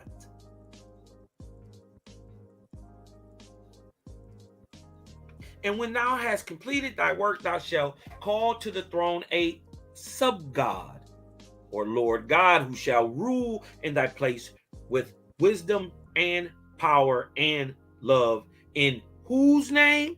In Jehovah's name. Now this is God getting told what to do. He turn around telling another nigga to go do this. But look, it's under, you see the order. The sub-God reports to true God, who reports to the creator. So this is creator, God, Lord, man. They never taught us the ranks of angels. You didn't know God was an angel, a deity. You were never taught on purpose. You were tricked. You were indoctrinated. You were duped, just like I was, into believing God was the Most High, when God ain't no more than what we is. especially in time to come as we gain wisdom and keep going on, he ain't nothing more than me. And true God never even asked to be praised. So who is that nigga in that Bible tell you if you don't praise him, you going to hell for 1,000 years? And we gonna get your kids too. Who is that guy? When true God said, I don't, what would I use your stupid human praise for? You dig what I'm talking about?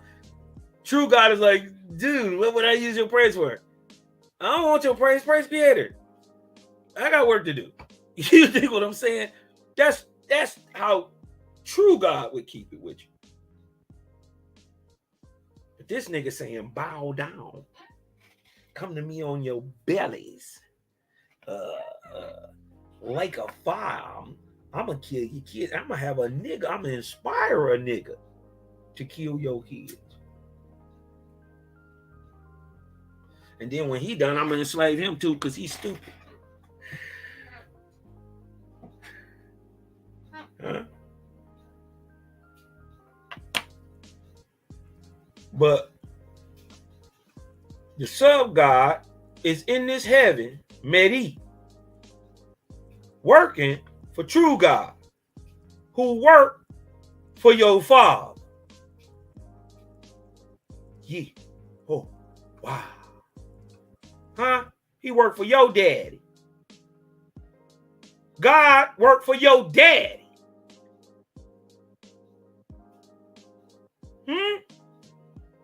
But we've always understood this understanding in America. They had to beat you and war you and disease you and colonize and indoctrinate and religify you with this understanding out of you because you only ever praise the Great Spirit here.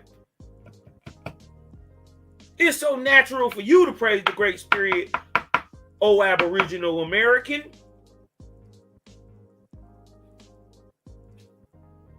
And every time you've praised a God of any sort, a deity of any sort, it's always went bad for you. Can't never name one time it went good for you. That's because the Creator is the only safe doctrine. And it's only a few people who ever knew that, and a few people who was inspired to keep that up. But ain't we glad today that we can get this knowledge without getting it forced upon you, like in the Inquisition days. You see what I'm saying?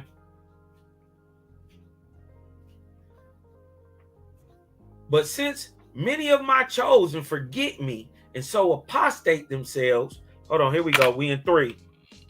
We in Book of the Wars, chapter 4 and 3.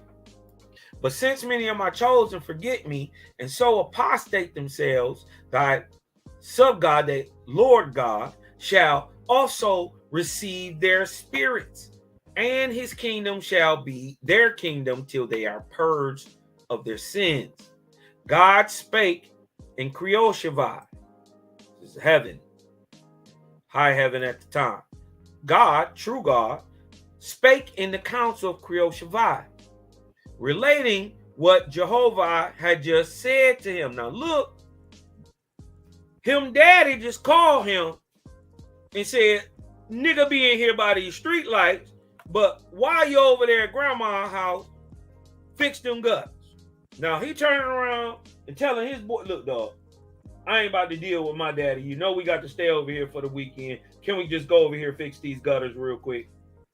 And he turned around and telling his boys, this is the same thing Jehovah is doing to true God right now. I'm just breaking it down so you can understand it. Big daddy, give him son a job.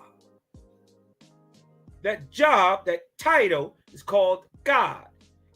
During this rank, this title, this position, on any planet where there is man, he rules, God, the heaven and the earth attached to it. He rules the heavens attached to the earth, atmospheric and etheric. This is what this title does. Let's take the spooky out of this. This guy right here did not create no universes. He did not make life. He don't make men. He is one.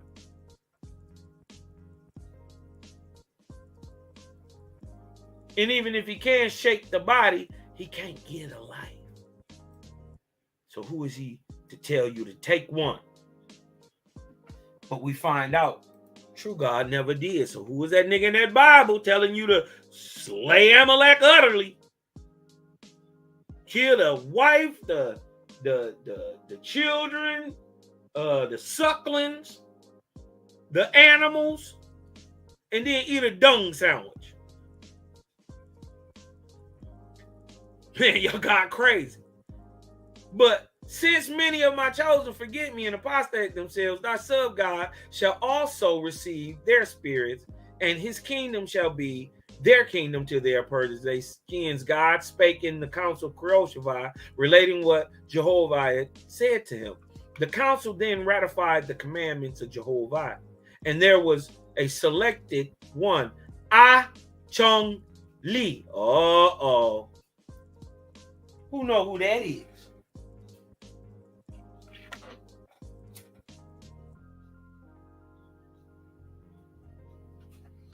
That's your dog-headed God. Hold on.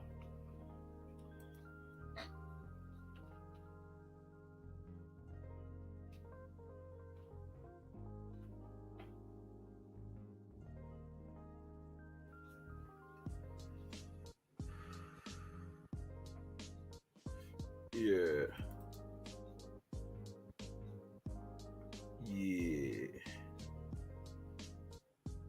Now, this is a mythological cartoon character.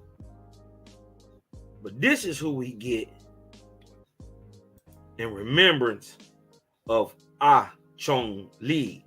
Now, you see how far this made up mythical character is from this, from this one-time living, breathing man who had a mama and a daddy named Ah Chung Lee. We find him now as a sub-god, a Lord God, under the service of true God, who is son of Jehovah, the creator. So this is the creator, the owner. This is the CEO. This is his president, Ah Chung Lee, his sub-god. So you see it, owner, CEO, president. And there was selected one, Ah Chung Lee, and made sub-god of Medi with the title Anuba, signifying mediator, and judge of scales and grades, Yeah. So ain't no mistaking who we talking about when we break it all the way back, right? The Lord of the Scales, Anuba. Right? Anubis was a jackal head, ain't no jackal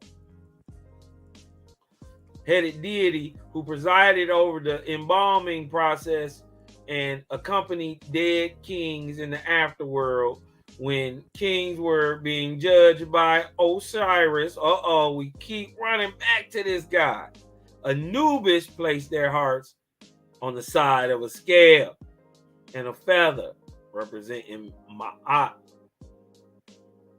But there's an older version of this where Anuba worked for Anu.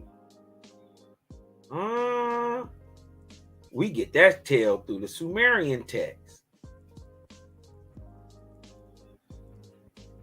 Yeah. In the story of Anu and Enlil. Remember, Anu is Anu Hasaj, who was his underlings directly. How many were there? Line up exactly with what Owaspy is saying. You dig what I'm saying? Line up exactly with it, but you got to understand it. But let's get back. And there was selected one Achong Li. Sound like an Asian to me. Not to be racist, but that's what it sounds like. And sub-god of Medi is heaven, with the title Anuba, signifying a mediator and judge of grades. We see why. God said Anuba shall have a badge and a pair of scales. This is before the corruption, y'all. This is before Egypt. 800 years before Egypt. 853 years before Egypt. Before Nama. This is before Natufian. This is Nakata period. This is 4000 BC. Wasn't a pyramid on? Well, no, that's a lie. It was mad pyramids. I'm about to tell a lie. But the Great Pyramids wasn't on the planet. The ones in Egypt, they wasn't there.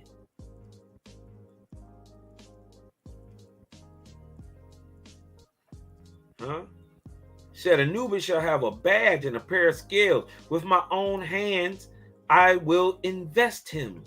And accordingly, the place, the kingdom, the person, and the badge of office were duly established by God under the commandment of Jehovih through his kingdom of Creoshavai, and the term of office was made to correspond with God's and his Lord's. So when God at the time, who is Ger, I believe his name Ger, right? And because Simpty Amaj is coming to take over, but he is acting God in the place of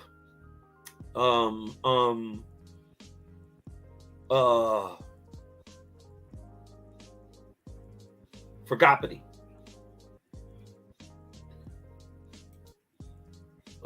I didn't mean to do that. I didn't mean to do that.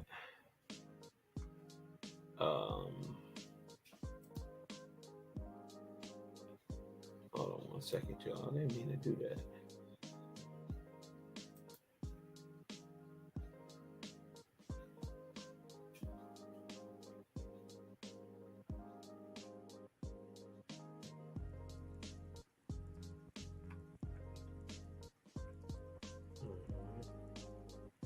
It run a little slow today. That's my fault.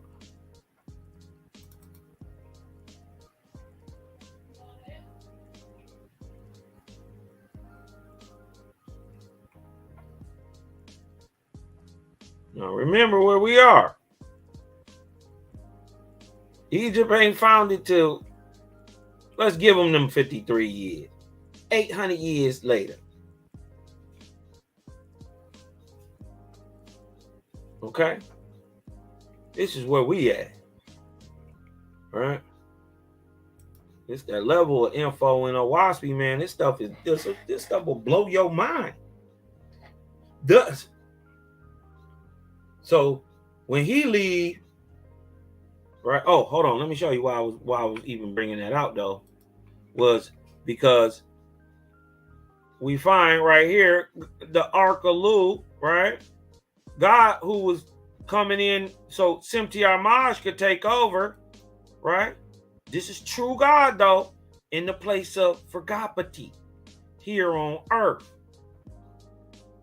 Forgopity came in the time of Zarathustra. We are now in the time of Abram and Brahma and Poe at the beginning of it. Right? I believe this is the god Ger. Hold on, let me, I don't want to mess where I'm up at, but here we go. Let's go.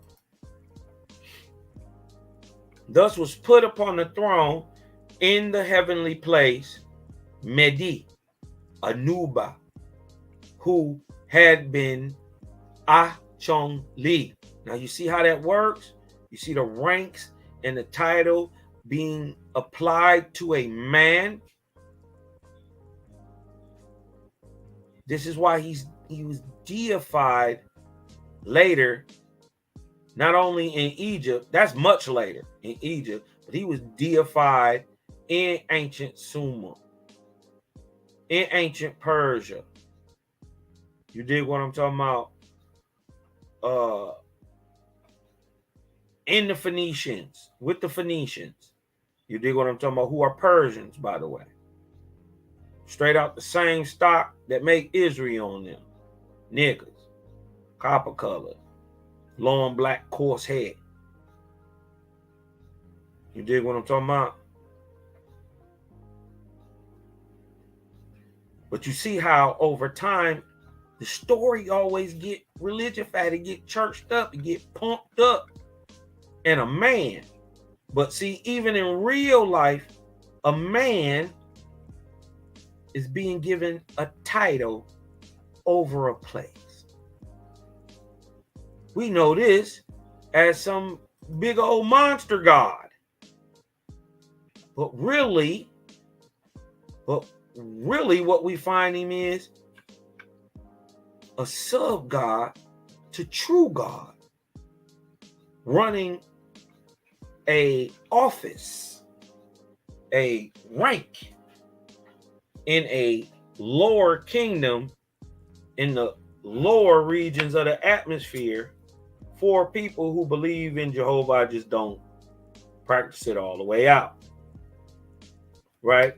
Jehovah locking you in with some insurance that something happened to you, I'm gonna get you to the heavens, not where the lowest niggas at. But you ain't went nowhere to where the faithist is because you ain't in association yet. But guess what? We gonna fix that problem for you here too. So we'll have you up out of here soon, dog. See, this is what your father do. He got it all thought out. You can't outthink him. You can't. He don't make no bad moves. Huh. Now, Anubis's term was made to run along with God. Is his name? Is this chapter 4? Hold on.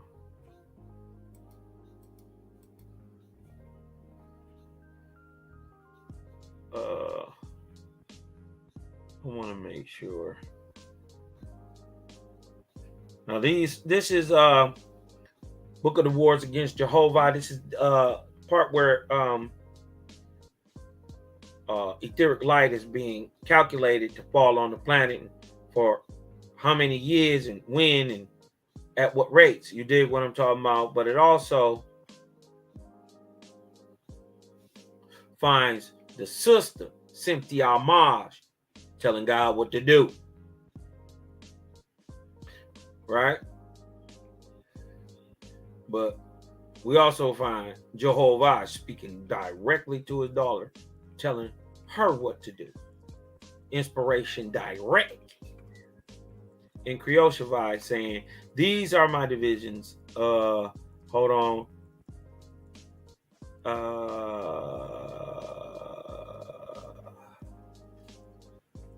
Once we've been. God.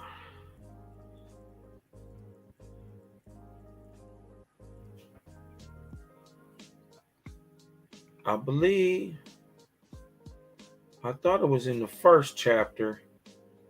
Let me see. It might be, because I hate to.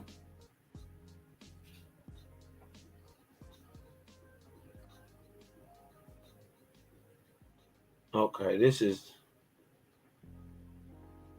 something else.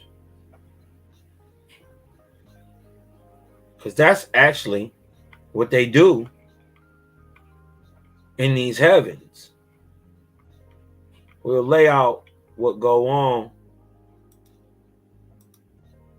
Because remember, we hear about the orishas, so we trying to find we got a group of angels with a heaven being made to go get the niggas who get it, to inspire the niggas who get it. You dig what I'm talking about? But just not all the way right, to inspire them on earth and try to raise them up as high as, but even if they die, some stuff, we get them right up there to the 5th grade. They don't, at least to the 5th grade. Because they saying on the 5th level is where you learn association. So really that's love. Like we should have been then got this by this time. But that's the God spell. Keep you stagnant. You know what I mean? But Jehovah breaking that down today in the Cosmon era. It ain't flying no more. Ain't gonna be no worship of no lords, no gods, no saviors, no messiahs. None of that. Huh? Creator say, I am sufficient for all my creations. So only serving me is the safe way. That's the only safe way. Huh? No gods, no lords, no saviors. Huh?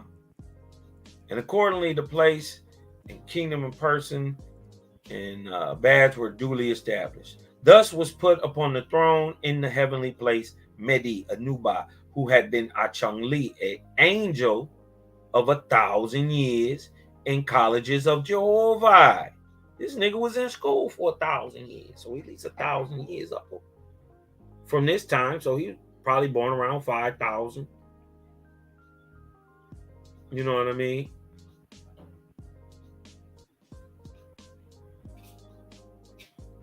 Huh. And he already a Lord God of a heaven doing a special job. Watch this though.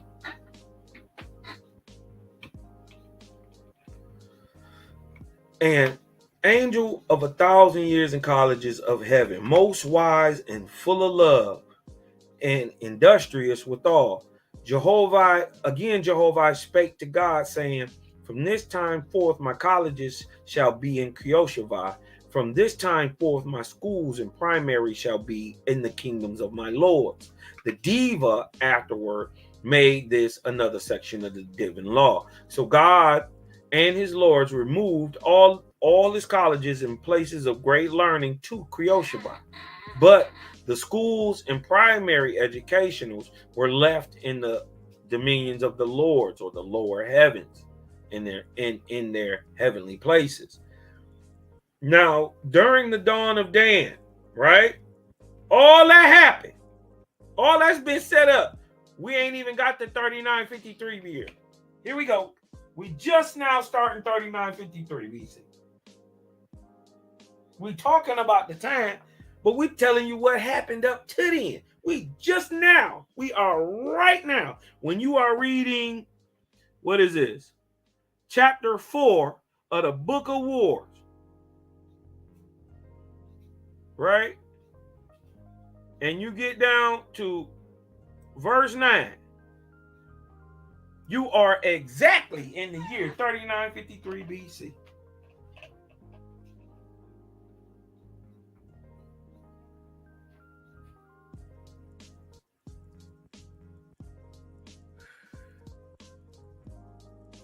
That's the significance of the timetables of prophecy.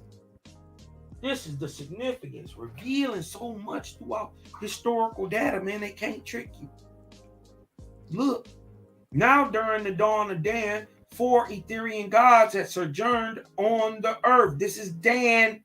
Dan started 3953 BC. Right? When it started? Let's look. Now we're looking for the 23rd arc cycle. Oh, there it go. When did it start? 3953 to 1553 BC. This is Spita. We right here.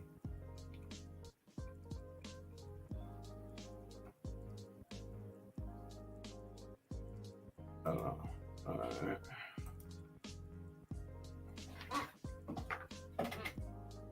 Now during the dawn of Dan, or at the beginning of the arc cycle, 4 Ethereal gods had sojourned on the earth, walking with 4 mortals, namely with Po of Japheth, Abram of Arabenia, Brahma of Vindu, and Iwata of Gautama.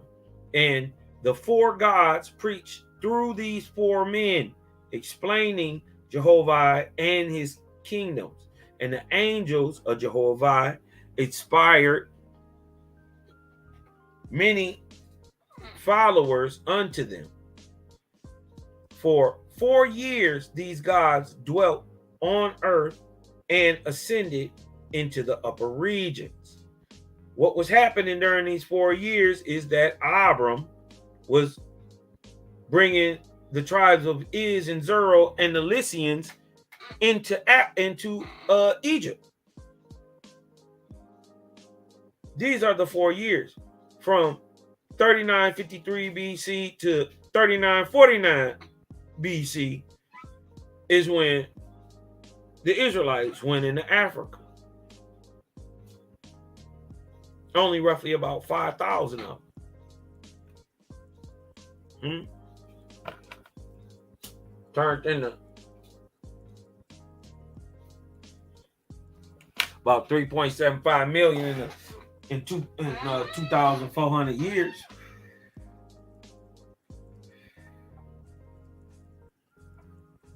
During the time of the Exodus, that's when they went in. 1553 is when they went out.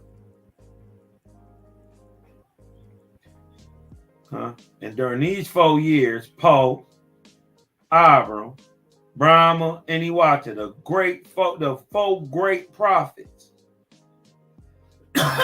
of the world, you dig what I'm talking about? Came at the same time. They was contemporaries. But for 4 years, they did all them works. They did works after that too, but cause see, in India and in China, they was gathering the faiths together, making colonies and all this stuff. Brahma was getting them together. Iwata and them was getting them to stop warring. He's the great peacemaker. You dig what I'm talking about? He put together you dig what I'm talking about? The great Ego Queen. You know what I mean?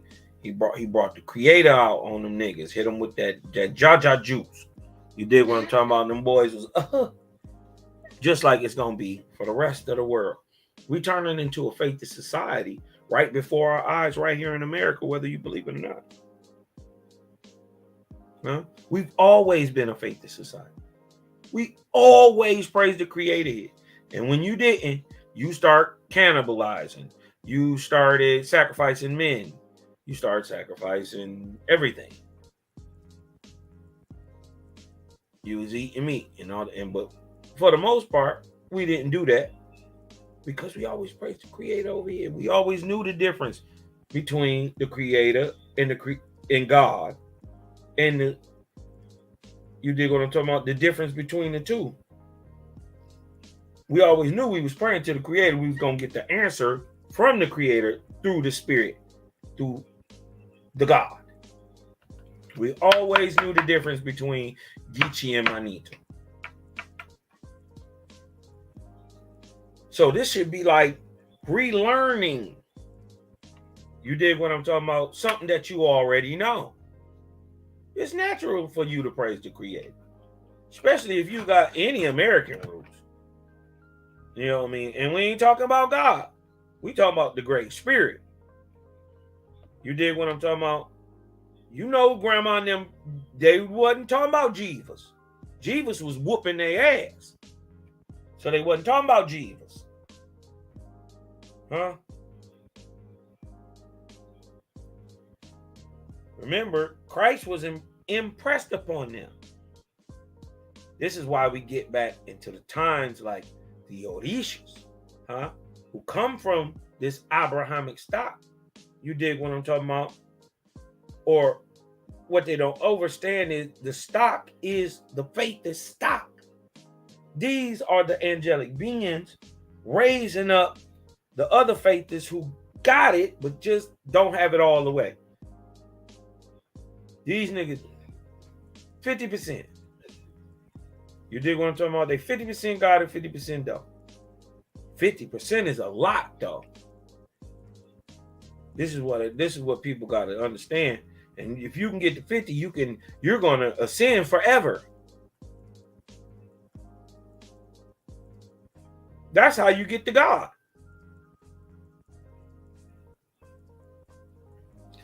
And the four gods preached through these four men, explaining Jehovah and his kingdoms. And the angels of Jehovah inspired many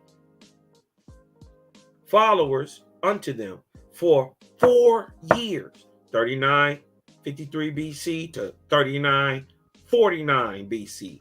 These gods dwelt on the earth, one time in, reliving again, inspiring Brahma, Abram, Po, and Iwata. Literally, like, would take over their body.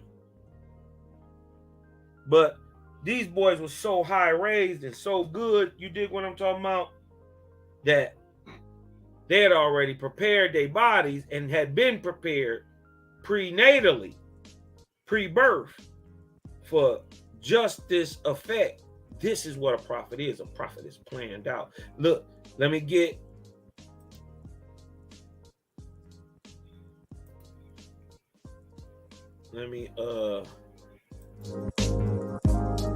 it up a little bit. Let me go get a sip of this water. And I'll be right back, man. Vibe with your boy, man. Jehovah Chronicles number 29. This is the orishas. Just bringing it out, y'all. Vibe with it.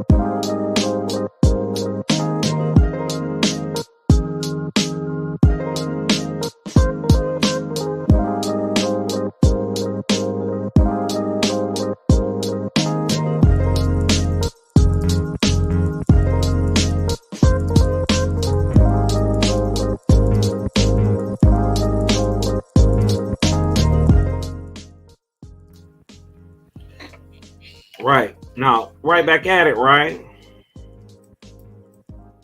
This is the orishas, the oriyah. Jehovah spake to God concerning the matter, saying, for 4 years I bestowed my light in person on the corporeal earth, and then I departed. For it is well that men and angels learn to be self-raising, for which reason I left for substitutes, lords of heaven on the earth, with my 4 peoples, whom I delivered. And I commanded these my substitutes to abide upon the earth for 40 years, in order to indulge my chosen in a surety in my creations, founded in corpore. Provide thou unto them, for my substitutes are Etherians, and thou shalt have their places filled by atmospherians from the highest grades. All right. The diva then made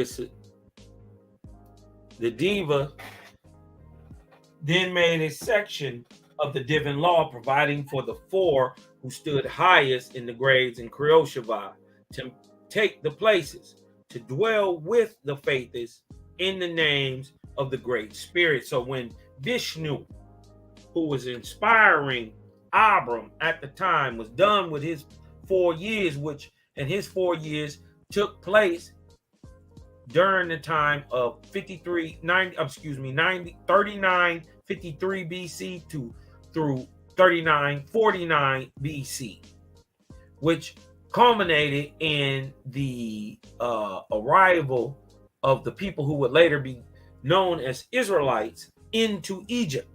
It is in those 4 years,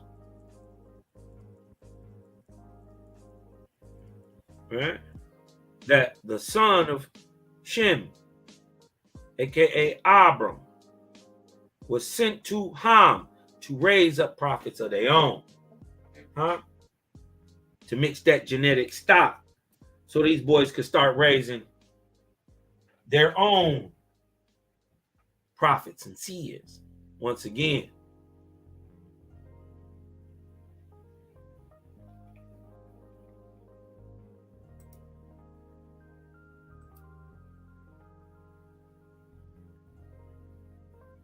The diva made a section of the divine law, providing for the 4 who stood highest in the grades in Kuroshavai to take the places and to dwell with the faces in the name of the Great Spirit.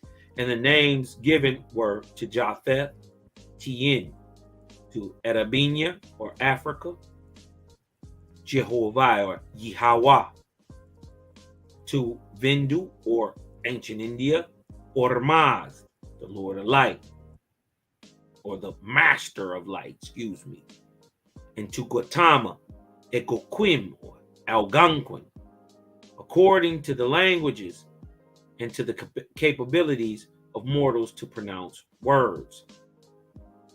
The diva then made another section of the divine law, which was the title, listen, to be given to the 4 angels, thus provided to bestow the voice of Jehovah on mortals. Remember, after the 4 years, angels still attended to Abram, spoke to Abram.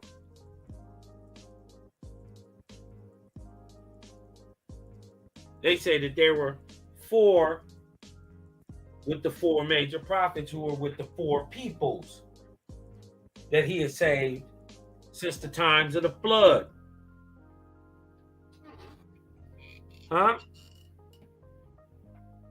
Who in Japheth, which is China and Russia, Tien, or which alludes to heaven or to God, still to this day.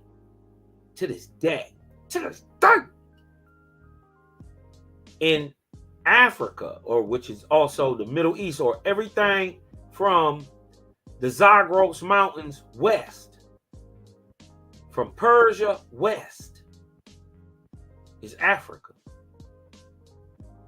Till really, it's no difference in the beginning of Hellas. It's odd why they why they would call Turkey Hellas, but I see in later times what they saying and where it start. You did what I'm talking about. We put boundaries on places that ain't no boundaries in spirit.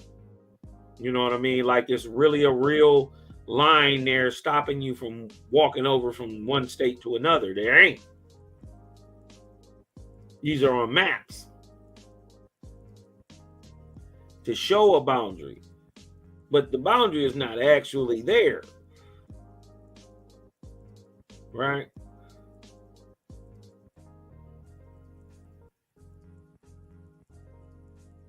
And look, thus provided to bestow the voice of Jehovah, Yahweh, on mortals. And the title was Oira. What? This is the Oriya, the Oriya, the Orisha, the Oriya. Huh?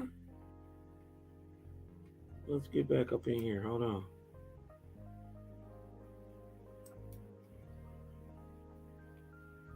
The Ori. We get these deities who help.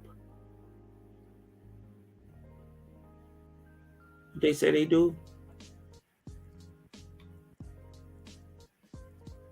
A class of beings who became deified, divinized, transformed after their departure from the human state. The practitioners believe the orishas have been ordinary humans who were deified upon their death. What if they're not only ordinary humans? What if they're times, y'all? What if this is all the time pre-Egypt we always been looking for? They call it Nakada. What if it's Elequa?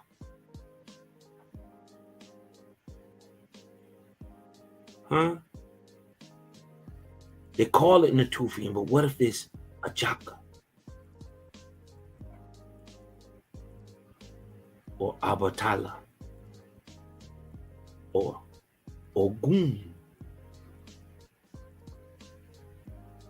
And let me give y'all also, this is a good thing to know. From 3953 BC to 3753 BC, the earth was a utter paradise. Literal heaven on earth. Literally.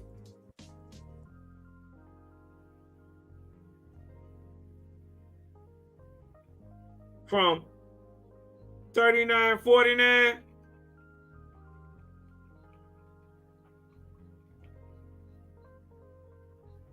to 3749, it was utter paradise on the planet.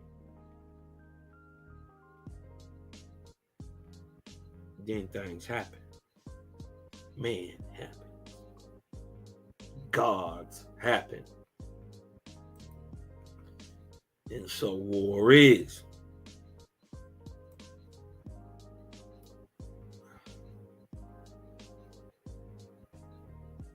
And the title was Oriya. Ori. Orisha.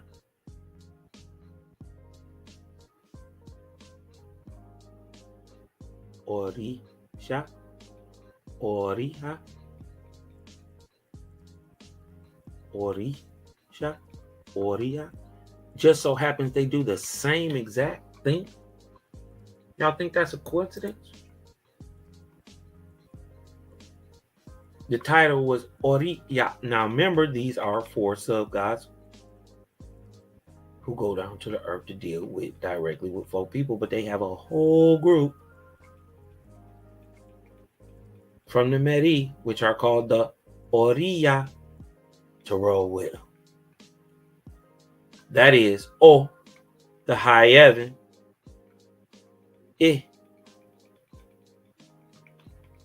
going to, and Ra, the earth.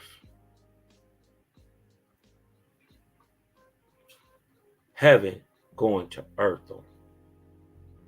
This could also mean, right here, my inspiration says Anu Nuna, Anuna, or Anunnaki, what they call Anunnaki. From those who haven't got over, but Anunnaki isn't even Sumerian. The word would be Anunnaki. I mean, really, Anuna. That's actually Sumerian. The word Anuna. From heaven to earth. The Oriya, Orisha. The 12th division of the divine law. Look, we're going to find out that the Orisha, I'm not just saying that the name sound alike. You got to be able to prove a thing is by what it does. You can't tell me you serve the great creator, but you out here killing babies.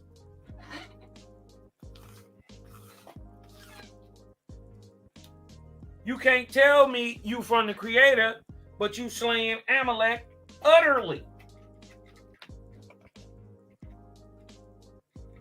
Utterly.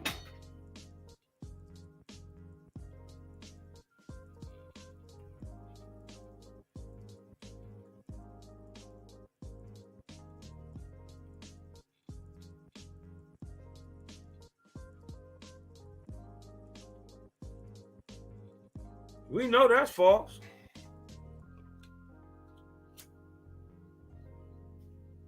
You a pedophile, but you from the creator? How? Not unless you serving one of these false gods.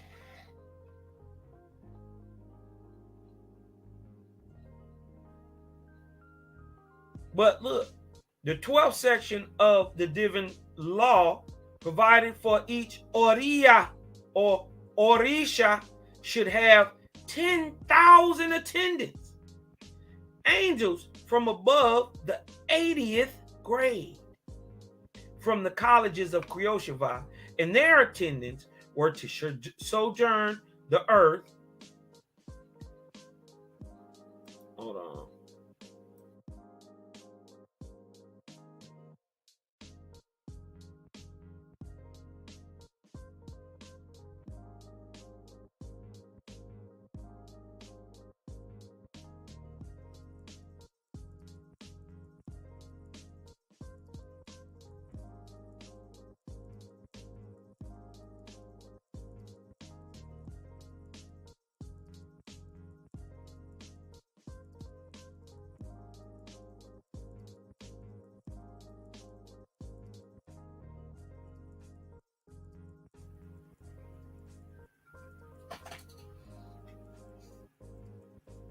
Okay.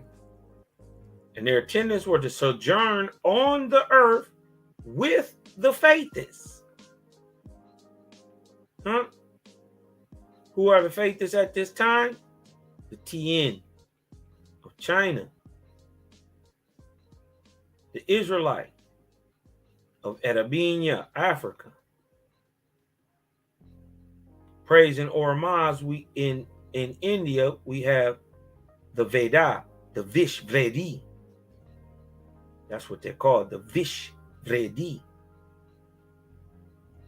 And in Guatemala, we have Ecoquimni Algonquins, the copper-colored Negroid type of America, huh? Praising the great Ecoquim, huh? The creator only. Okay. So we making the connection right here between the Oriya, who call themselves the Ori, right? The overall mission of the Orisha is the Ori. Or should we show that? Always show everything. Now, the 12th section of the divine law, here we go. No, and their attendants were to sojourn the earth with the faithists and as inspiring spirits and protectors. The 13th section of the divine law made the terms of the office of the oriya 11 years each and old. So they were swapping out it every 11 years. The true orisha, the true people who are going back to raise up the people of the faithers who just didn't get it all the way on upon death. You're not going to the lowest heavens. Jaja say he got you. Come on up here. It ain't your fault you was in Canada. Niggas didn't get you up there. It ain't your fault you was in communist China. They ain't get you out there.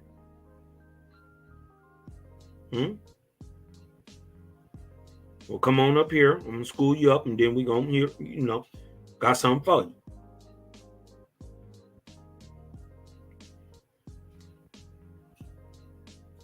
You're gonna go to Meri with a Nuba, but the Oriya gonna raise you up while you're living. Inspire you to try to do this on earth to get you to the second resurrection. Because if he can get you past Meri, you're gone. This is why I love my Creator Gang. The 13th section of the Divine Law made terms for the office of the Oriya, the Oriya, the Orisha, the Ori. 11 years each. And the same for their attendance. But these niggas been praising these deities, these one-time men. They admit that they was deified men for thousands of years. Who been answering them prayers? That's what you better ask. That's what you better ask yourself. Who was answering them prayers? Because it wasn't these niggas. They was gone.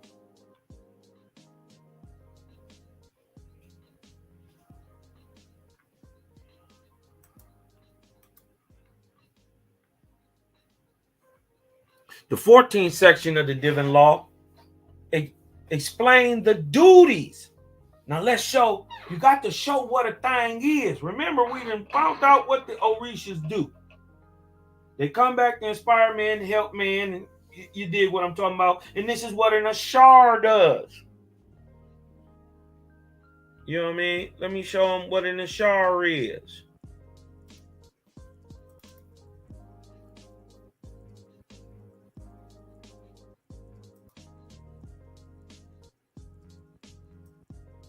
In the second resurrection, right? In the second resurrection, after being a apprentice Lewis, right? Or a spiritual geneticist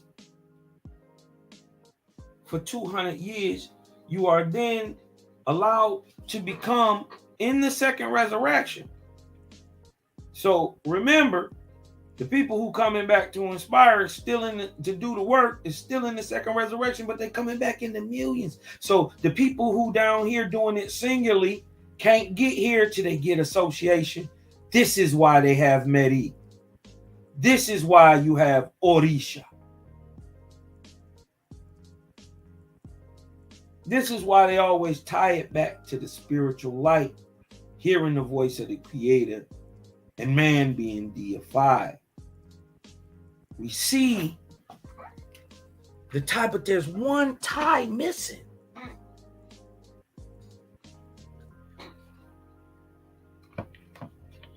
Hold on. 1 second.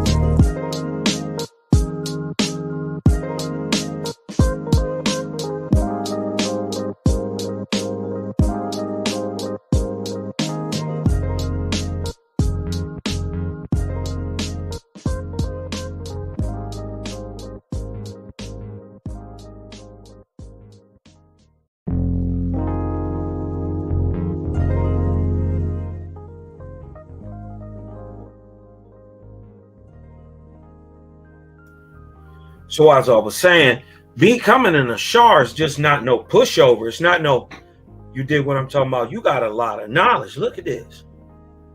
Look at this. Look what you got to go to. All this, 372 years of schooling in the first heavens. Where you at?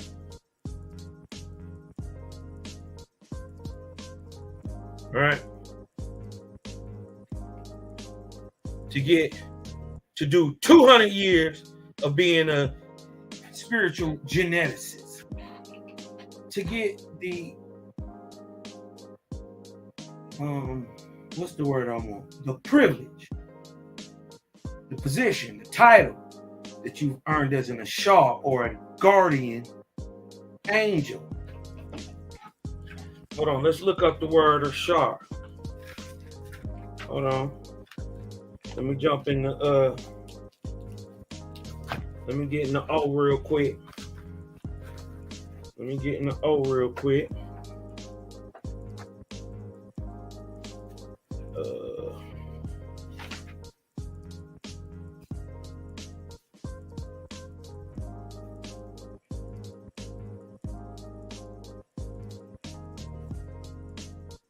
Ashars, guardian angels over mortals.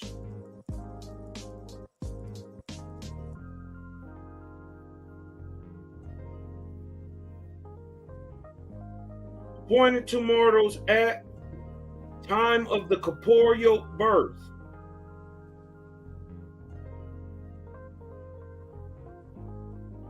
And everyone shall have 100 changes of labor with 100 different mortals to learn all the varieties of men and women.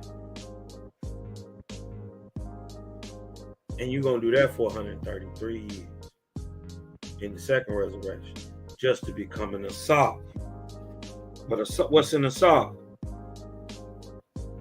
It's look, they are the spiritual greatest. But look, let's look.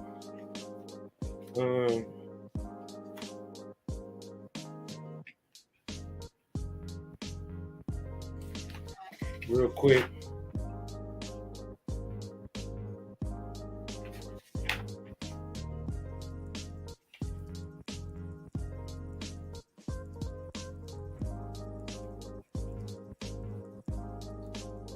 In the book of Jehovih, chapter 7 and 31, and Asaph,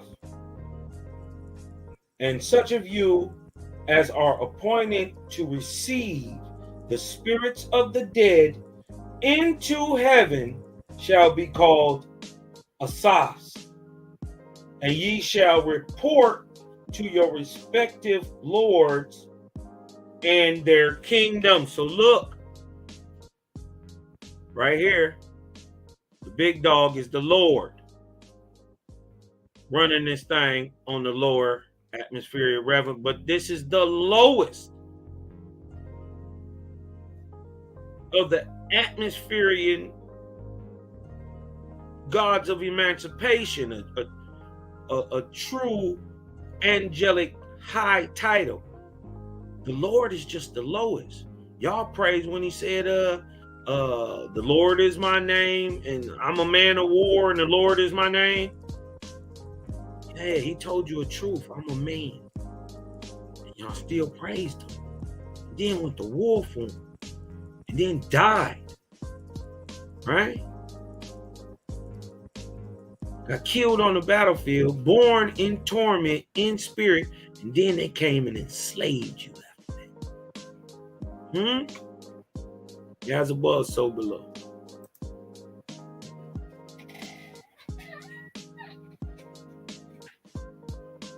So they switching out 11 years, every 11 years. That's an old. Or 1/3 of 33. Showing the validity and the rhyme and reason behind the timetables of prophecy. This is an ode So in 33 years or a generation, the orisha switched 3 times. The 14th section of the Divine Law explained the duties of the orisha, and their attendants, which were that the orisha, should reside with the chief rabbi or high priest and be his inspirer, being with him day and night, and by virtue of his presence make the chief rabbi know the voice of the All-Highest. Hold on. Didn't they say? Hold on.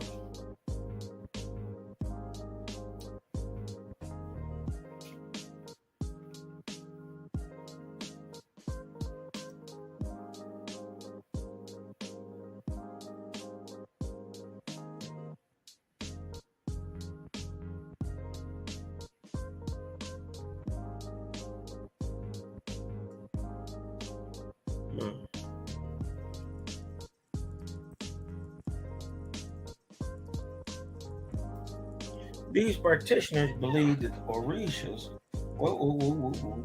first of all, according to the teachings in these religions, the orishas are spirits sent by the Supreme Creator.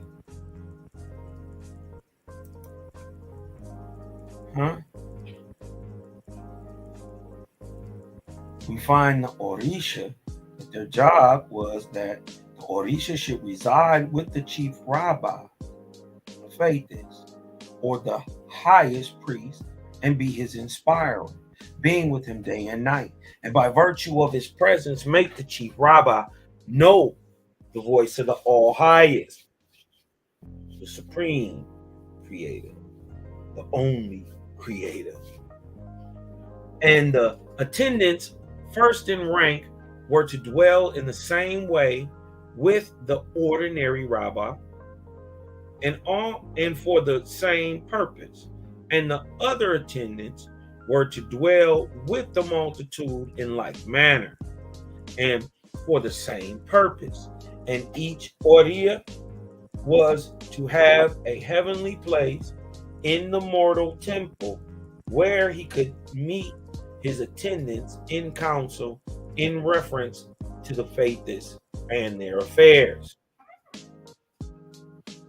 Right?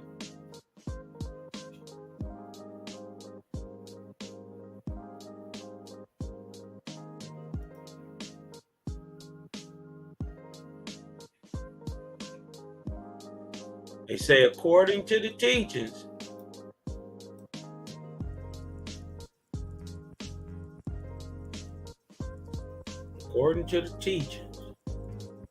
of these religions, the orishas are spirits sent by the Supreme Creator to assist humanity and to teach them to be successful on Ayi.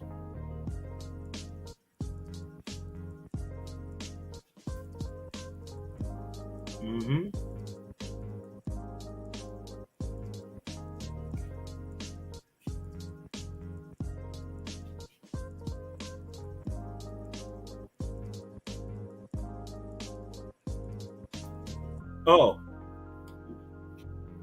damn.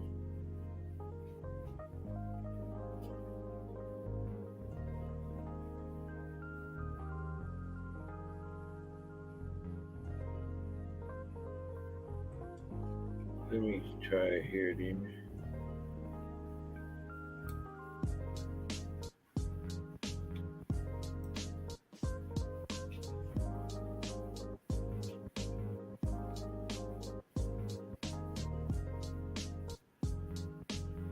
All right.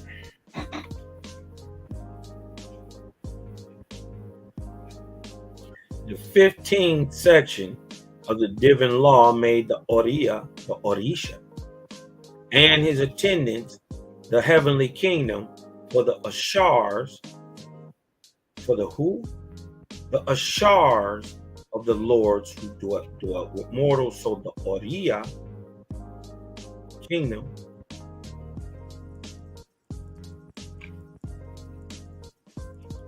hold on.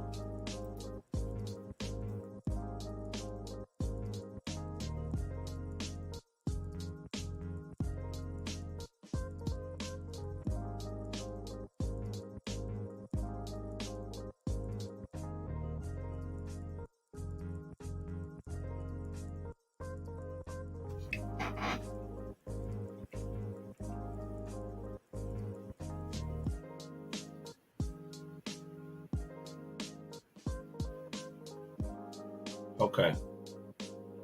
The 15th section of the divine law made the Orisha and his attendants the heavenly kingdom for the orishas of the lords who dwell with mortals. Huh? So the orishas are the orishas.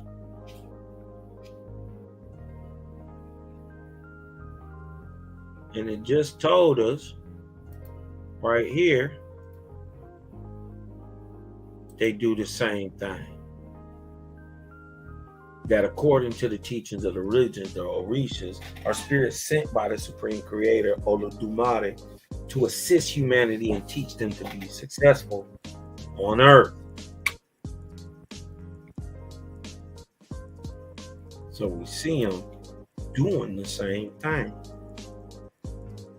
The 16th divine law provided for the Oriya to increase the number of his attendants according to the increase of the number of faiths in each of the 4 divisions of the earth. So as the more faiths was being born and created and every day, and more people was coming into this information, more orisha or oriya or ori were brought into the planet. Hold on.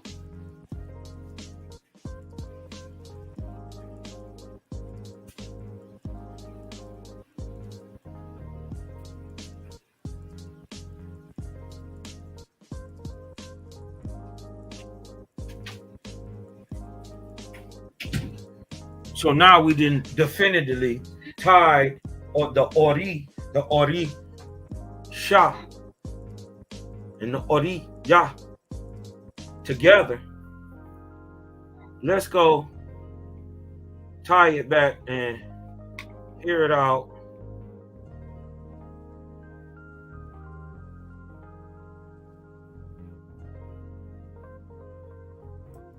Let's bring the sister out real quick. Real quick. Black Witch Yah. Her skin popping.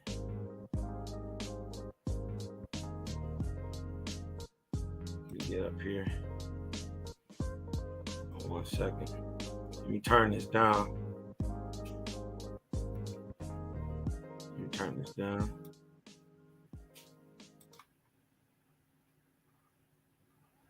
Shout out to Black Witch Yah. This is fair use. Fair use. For educational purposes only. But we lining it up with the orishas. And then showing how the orishas connect earthly and the real spiritual inspiration that comes from the orisha is applied through self. We're showing that this is what the orisha was created for in the first place. To raise man up and to be and by the virtue of his presence, make the rabbi know the voice of the all highest.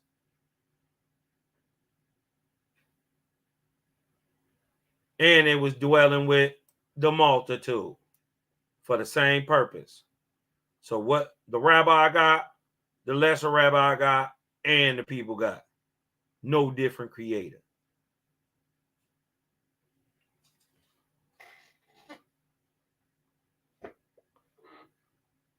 Showing you, proving not with objective proofs, not subjective proofs, objective proof that we are talking about the same thing. But do you need to hear it for them to call themselves Ori out their own mouths? Well, let's go to the sister. Black Witch, yah. Down below so you can learn more on them as well. Since today we are amethyst, lapis lazuli, citrine, and jasper, and so much more, this symbolizes the importance of balancing 7 chakras in the human body and creates a harmonious flow between each chakra. So if you would like to get your chakra con and balance out your chakras, you can get yours from Black. Presented by the color red. It is located at the base of your spine, and with this chakra, if the root chakra is off, everything else is going to be off. Like I always say, as above, so below. So if your root area is wrong, your crown area is going to be wrong, and you're going to find yourself imbalanced. The root chakra is basically the source of your fight or flight mode, your stability, your what you stand for, what you stand in, and basically just that solitude that you have within yourself. For individuals who have a solid root chakra, a little bit too solid, you may find those individuals to be a little stubborn. But for those who have a perfectly balanced root chakra, they stand for what they believe in. They speak on what's right. And you could just, those solid individuals where you know, like, oh Lord, it's going to be hard to change her mind because they know themselves, they know what they believe in, and they know what they will go for, what they will not go for. And they're not just going to sway with the wind, easy influenced by anyone. They're not followers. They are leaders. Who do you think would govern the chakra of knowing yourself, being a leader, being strong, being solitude, knowing what you stand for, and going forward? This Orisha would be none other than Ogun. You guys know Ogun is the god of iron. Just a quick correlation. We have iron in our blood. Blood is red. The root chakra is represented by the color red. And also, he is very familiar with survival. He makes tools that humans use for survival. So when it comes to that fight or flight, should I go this way? Should I go that way? Just surviving everyday life and being very strategic. You guys know Ogun is known for that survival, making things happen, being able to create things, very intellectual with technology and tools and all that good stuff.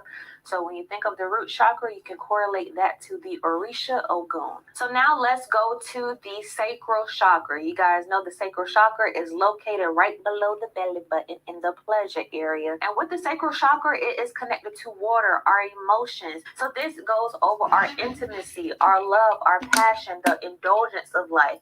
This chakra, many people find the hardest to balance because you have to have the perfect balance of having fun, but also being disciplined as well. So with this chakra, of course, when you heard me say water and emotions, you may have guessed Yemaya, and that is correct since it's dealing with love, passion, nurturing, the area where, you know, babies are conceived and birthed.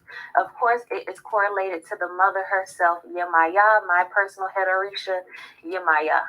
The next chakra is the solar plexus, which is located in our stomach, in our gut area. So when you constantly say, oh, I got this gut feeling, something don't feel right, or when you get those butterfly feelings about someone, it's usually in the solar plexus area. So for the solar plexus, I like to think of this area as our second brain, just because it provides us with a more spiritual perspective and intuition when it comes to things in our everyday life. When you get that gut feeling when you're around someone that you shouldn't take this route, you shouldn't trust that person, that is all stemming from your solar plexus. Or when you are around someone that you really like, you get those butterflies, that is your solar plexus. Or if you know you've been eating crazy, your stomach is upset, and you know you just need to change what you're putting into your body, that is the solar plexus. And with this solar plexus being in the center of our body, it plays a very important role with balancing out all of your chakras as well. The Orisha that is associated with this chakra, you could probably tell by the name solar, sun, fire. The Orisha is Shango. And just know the solar plexus is a fire chakra, so that deals with the drive that we have, the motivation that we have, the love that we have for what we do, our people around us. So that's why it has a direct correlation to Shango. The heart chakra is represented by the color green, and obviously the heart chakra is located right on your heart. So if your heart chakra is balanced, you are a very loving, nurturing, and approachable person. You always see things with the glass is half full and not half empty. Can y'all hear? Can y'all see the video now? You just find love in everything, even if you don't I like just something. You kind of want to run it back love if y'all didn't catch it. within it. And when you think love, you may think if anybody's still in the chat, can y'all see the video? Water, ocean. She believes that love should be in all things within life, and a life without love is no life at all, and all things should be governed and guided with the source of. Can y'all see that video now?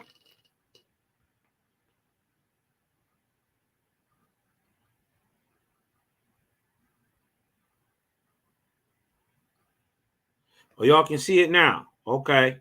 Y'all see the young lady? Okay. I'm running back just a little bit. Topic to do, and I was like, oh my. Just run it back just a little bit. About the chakras in more detail. That video, it creates a into source of your fight or flight mode, your stability. Root chakra, they stand for what they believe in. They speak on what's right, and you can just those solid individuals where you know, like, oh Lord, it's gonna be hard to change her mind because they know themselves, they know what they believe in, and they know what they will go for, what they will not go for, and they're not just gonna sway with the wind, easy influenced by anyone. They're not followers, they are leaders. Who do you think would govern the chakra of knowing yourself, being a leader, being strong, being solitude, knowing what you stand for, and going forward? This orisha would be none other than Ogun. You guys know Ogun is the god of iron. Just a quick correlation. We have iron in our blood. Blood is red. The root chakra is represented by the color red. And also, he is very familiar with survival. He makes tools that humans use for survival. So when it comes to that fight or flight, should I go this way? Should I go that way? Just surviving everyday life and being very strategic. You guys know Ogun is known for that survival, making things happen, being able to create things, very intellectual with technology and tools and all that good stuff. So when you think of the root chakra, you can correlate that to the orisha Ogun. So now let's go to the sacral chakra. You guys know the sacral chakra is located right below the belly button in the pleasure area. And with the sacral chakra, it is connected to water, our emotions. So this goes over our intimacy, our love, our passion, the indulgence of life. This chakra, many people find the hardest to balance because you have to have the perfect balance of having fun, but also being disciplined as well. So with this chakra, of course, when you heard me say water and emotions, you may have guessed Yemaya, and that is correct since it's dealing with love, passion, nurturing, the area where, you know, babies are conceived and birthed. Of course, it is correlated to the mother herself, Yemaya, my personal head orisha, Yemaya. The next chakra is the solar plexus, which is located in our stomach, in our gut area. So when you constantly say, oh, I got this gut feeling, something don't feel right, or when you get those butterfly feelings about someone, it's usually in the solar plexus area. So for the solar plexus, I like to think of this area as our second brain, just because it provides us with a more spiritual perspective and intuition when it comes to things in our everyday life.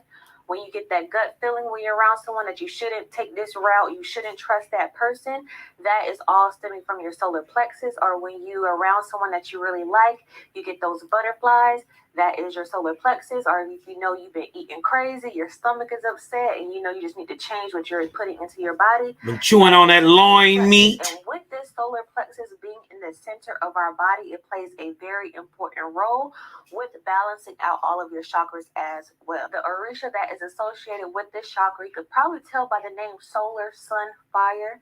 The orisha is Shango. And just know the solar plexus is a fire chakra, so that deals with the drive that we have, the motivation that we have, the love that we have for what we do, our people around us. So that's why it has a direct correlation to Shango. The heart chakra is represented by the color green, and obviously the heart chakra is located right on your heart. So if your heart chakra is balanced, you are a very loving, nurturing, and approachable person. You always see things with the glass is half full and not half empty. You have a very positive perspective on life, and you just find love in everything. Even if you don't like something, you still find love and compassion within it. And when you think love, you may think of the love Orisha herself, that sweet water, Oshun. She believes that love should be in all things within life, and a life without love is no life at all. And all things should be governed and guided with the source of love. So that's why Oshun is over your heart chakra. The next chakra is the throat chakra, and obviously the throat chakra is on communication, wisdom, the information that we give and take from others. And think of the throat chakra as the only exit on a highway. So with all of our other chakras, this is the exit point to exude information, and everything that we think of, our perspective, our beliefs, is going to somehow be correlated in a mixture of our balances within our chakras. So if your root chakra is off, throughout your throat chakra, you may be like, I don't know, I'm a check. Man, I don't know what to believe. I don't know what to say. If your heart chakra is off, the exit point is going to be the throat chakra. Man, I hate this. I don't care about this. I don't care about that. If your sacral chakra is off, the exit point is going to be the throat chakra. And you're going to be like, you know what? Bump this. Or I don't know about this. Something don't feel right. This is going to be the exit point for all of your chakras. And with this being the exit point, the source of information, the source for knowledge to be shared, of course, the Orisha over this chakra, I have not done a video on this Orisha as of yet, but Obatala, the wisdom, the all-knowing, the one that's able to create calmness or create chaos. You have all of that power within your throat chakra and the words that you speak, or in some cases, the words that you hold back. The next chakra is your third eye chakra, which is located basically on your forehead or between your eyebrows. And this is the chakra over basically our spiritual eye, our intuition and our insight, for us to see deeper than what the physical eyes may see, but having that extra set of eyes to see an alternative perspective and deciding from there what we need to do in a physical aspect and a spiritual aspect as well. And when you think of insight, you think of knowledge, you think of intuition, psychic abilities, you may think of the Orisha Orunmila. I say Orunmila, some people say Orunmila, but you know me, Southern Geechee, Orunmila. And Orunmila basically is the Orisha when you think of divination, intuition, insight, having a lot of knowledge of what's going to happen in the future, the steps that you should take now, the all-knowing in the spiritual aspect. So that's why Orunmila is connected with our third eye chakra. So the last chakra for this video, and Pay I say attention. this video because we're not going to discuss the eighth chakra here. The Ori, the Oriya, the The Orisha. crown chakra is our head. Our overall is located right at the top of your head. And the root chakra is connected to the crown chakra. That's why I said as above, so below. So if your root chakra is off, your crown chakra is automatically off as well, because that is your overall divine being. And with this chakra, it's not necessarily connected to an Orisha, but the Ori, which is the source of the Orisha, your head, Ori, your whole being, and who you are as a person, the source of you. And for myself, I like to connect the crown chakra with Obatala as well, just because he's like the head Orisha in charge. So he's over all of our heads in general. Then, of course, we're the son and daughters of different Orisha. But I like to connect this with Obatala as well, since he's like, you know, the head honcho. But thank you guys so much for tuning into this video. I'm glad that I was able to connect the world of chakras and the world of the Orisha together, just so you can see how the attributes of an Orisha could connect to the characteristics of your chakras. And that may also help you balance them out as well, knowing which Orisha to connect with and work with in order for that chakra work to go on and for you to get overall healing. Thank you guys so much for tuning into this video. Like I always say, as above, so below, as within, so without, as the universe, so the soul. Until next time, you guys, Ashe, baby.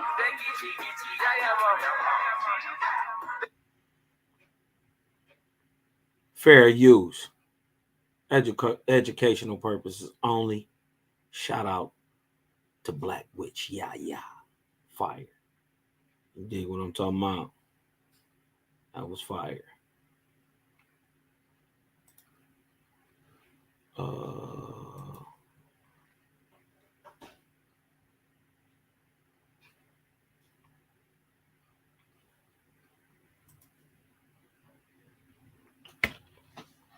Make sure y'all can see that. Oh, y'all still okay? Hold on. I'll stop the screen share real quick. My future, so you know what I mean. If y'all was wondering why I be wearing shades, it's because my future's so bright.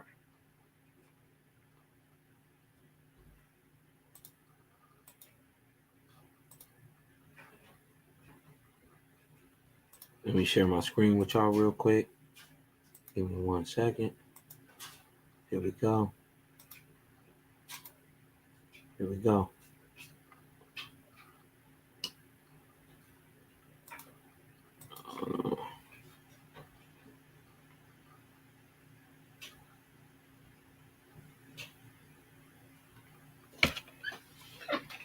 The 16th divine law provided for the orisha, the orisha, to increase the number of his attendants according to the increase of the number of faiths in each of the 4 divisions of the earth. Such then, this is chapter 5 and 19. Such then were the chief of the divine laws made in heaven in the cycle of Simti al-Maj, 3953 BC, during the first 200 years. And all the kingdoms, so that's from 3953 BC to 3753 BC. And all the kingdoms of atmosphere were established and officered, and all the people in these heavens became organic as soon as passing the Essene age. Nor was there, you see, they hooked them up. Nor was there any dissatisfaction amongst any of the gods or lords or other officers or in any of the colleges or hospitals. And never since the foundation of the world had there been such prosperity in the resurrections of the inhabitants of heaven. Look at that.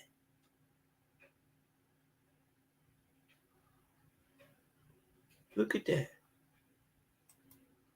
We didn't definitively made the connection between the orisha and the oriya.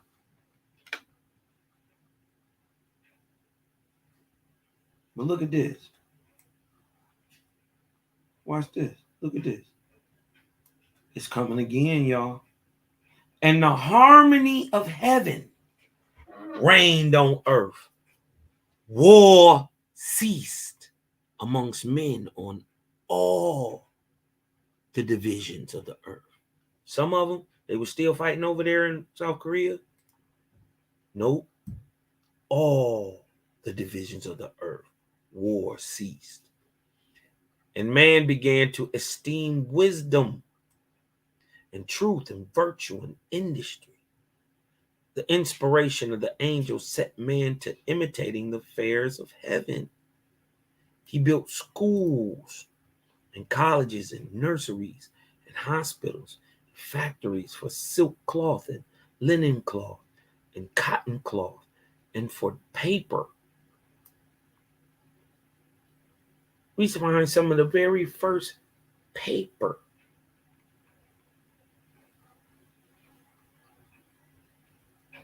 being found in these 4 regions.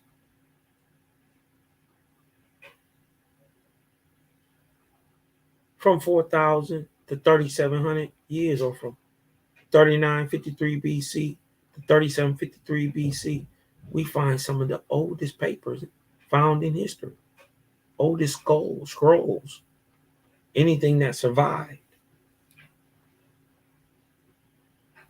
Now we're talking 5,800 years before the Cosmine era. So that's almost 6,000, 26 years less than 6,000. And factories for making glass and leather, and factories for smelting iron and copper and silver and gold. Look at this. They try to get us to believe that when you think about our ancestors anciently, 4,000, 5,000, 6,000, 10,000, 20,000 years ago, that the ancients, or they equate ancient with dumb. Not only did they have everything, right?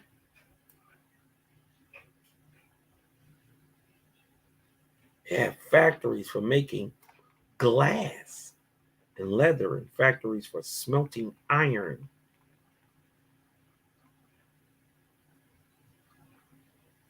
I thought they said the Iron Age wouldn't be for another 1,500 years. Huh?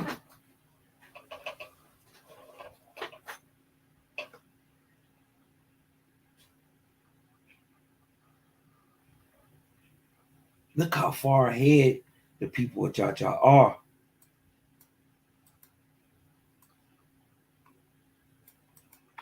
The three great peoples sprang upon the earth within 200 years. In Japhet, in Vindu, and in Arabia. In China, in India. This is China and Russia. This is India, Tibet, and the southern seas. And this is the Middle East, West. And that would include early Hellenes. So what we would know as Turkey, Greece, Rome, southern Gallia, or what they call southern Germany, down into Spain, into Portugal.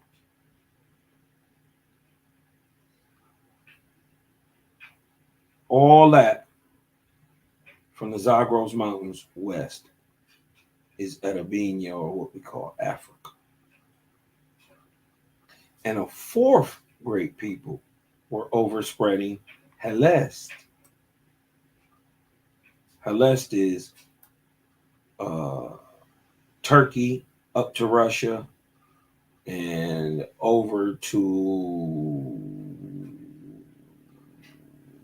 Germany in the north and west, and Russia and most of the Slavic states, Poland, the Rus,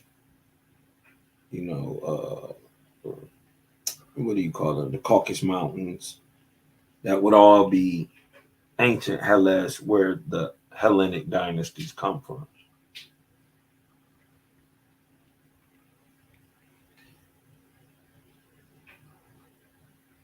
And the kings, look what they're doing. And the kings of Hellas were sending immigrants by thousands and thousands into Europe.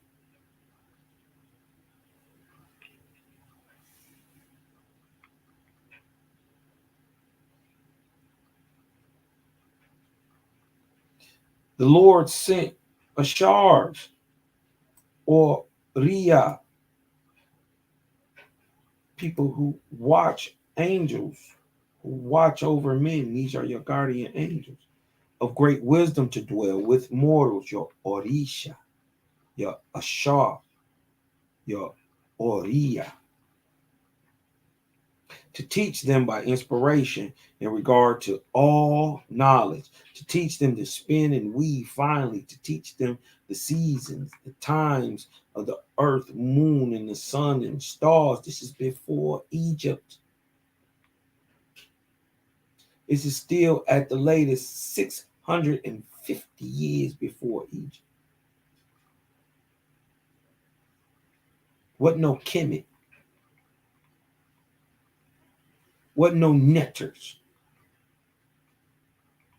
3753 BC.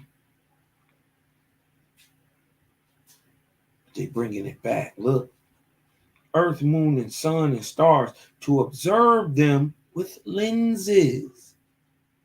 They had telescopes, observatories. They already said they had industry. They had colleges and nurseries and hospitals and factories. and they can make glass, why wouldn't they be able to make lenses?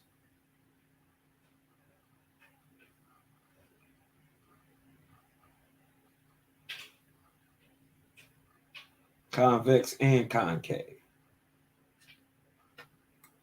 As had been the case in the cycle of the true Osiris, but was lost on earth. Yea, the spirits of thousands of years previous were brought back to earth to reveal to mortals the lost arts and sciences. These are your orishas. These are your orishas.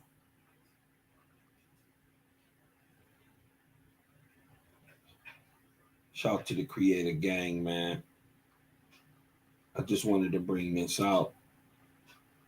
Waspy don't miss nothing. It don't miss nothing, man.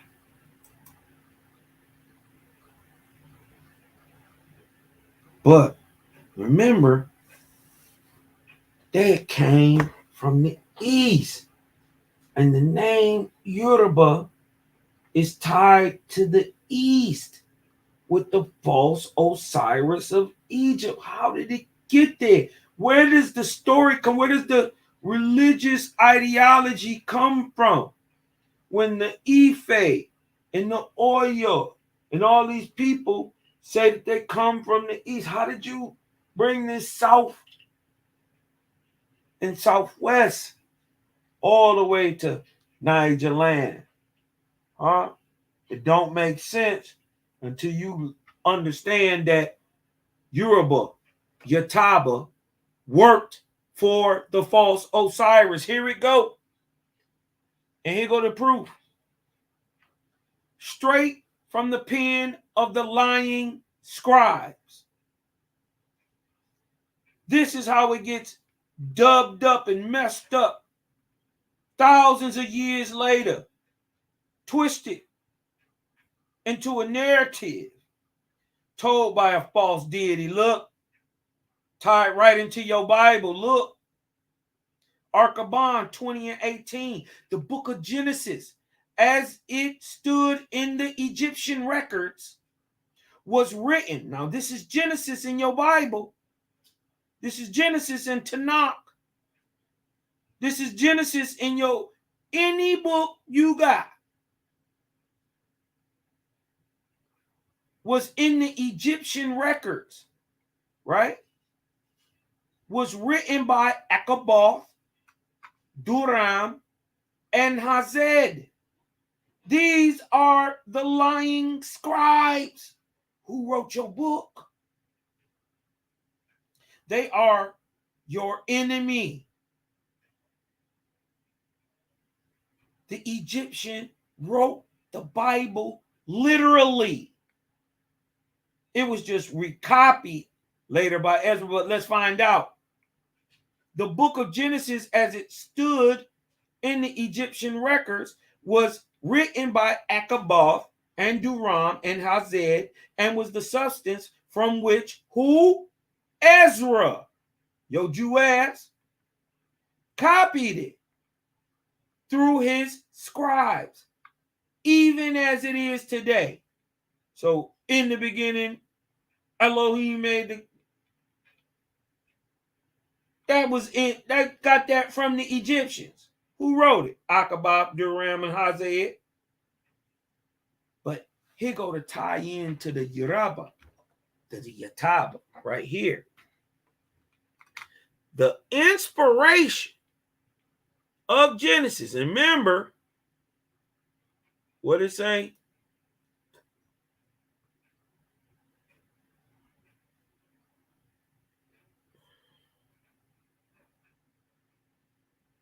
Hold on. Let me find it. Let me find it.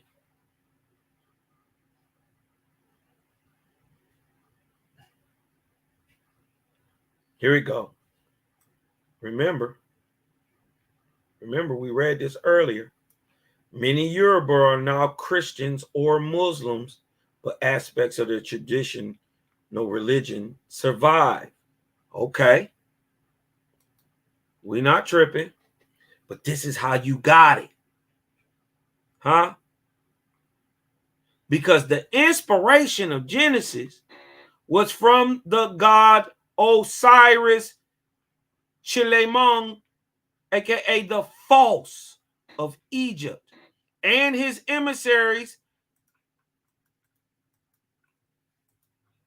chief of whom were Yataba. This is your Yoruba, your Yataba.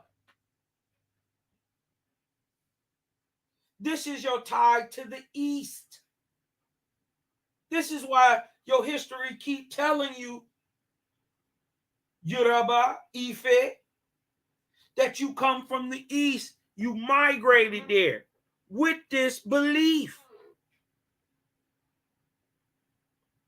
that got over thousands of years twisted up by the dictates of Osiris the false of Egypt. Who gave it to you? Egypt gave it to you. Egypt gave it to you. And his chief, his emissary, his worker, his spot worker, Yataba, aka Yoruba. This is how you get it religified. Huh? Who was Yoruba? Where's your tie to Egypt? Here it go with the false god Osiris. But who was Yoruba? Egypt and Yataba, Yoruba, were angel servants to Osiris. Here go your tie. This is how you get it. And so far as the record now stands in Genesis, the spirit of both books was the Egyptian version of the whole subject. So we don't never say to me again, and the Bible says.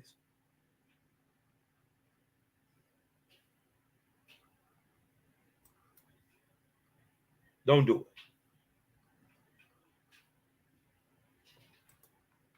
I want to leave on a dope note. Fair use for educational purposes. This is the homeboy home team. He be bringing some fire Africa joints. You dig what I'm talking about? I like the boy, the home team. You know what I mean?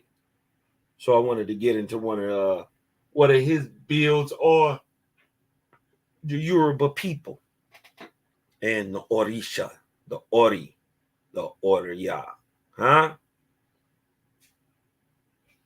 The oriya, huh? The oriya.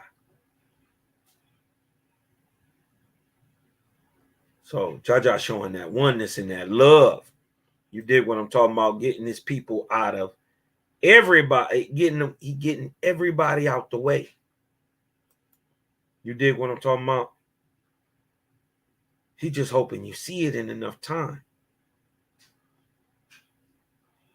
He just hope your body clean enough that his angels can inspire you. He just hoping that you finally start loving on each other and living communally. Huh? He just hoping you stop killing your own and killing his children. Huh? Love is the only way, man. Creator is the only way. Here we go.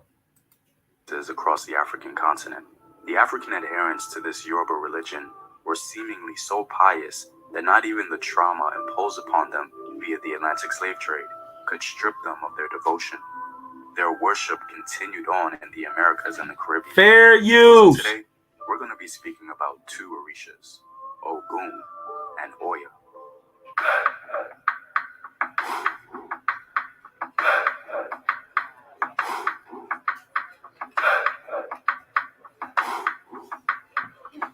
What up, African Royalist Home Team here, and welcome back to another video of African history, culture, and worldview.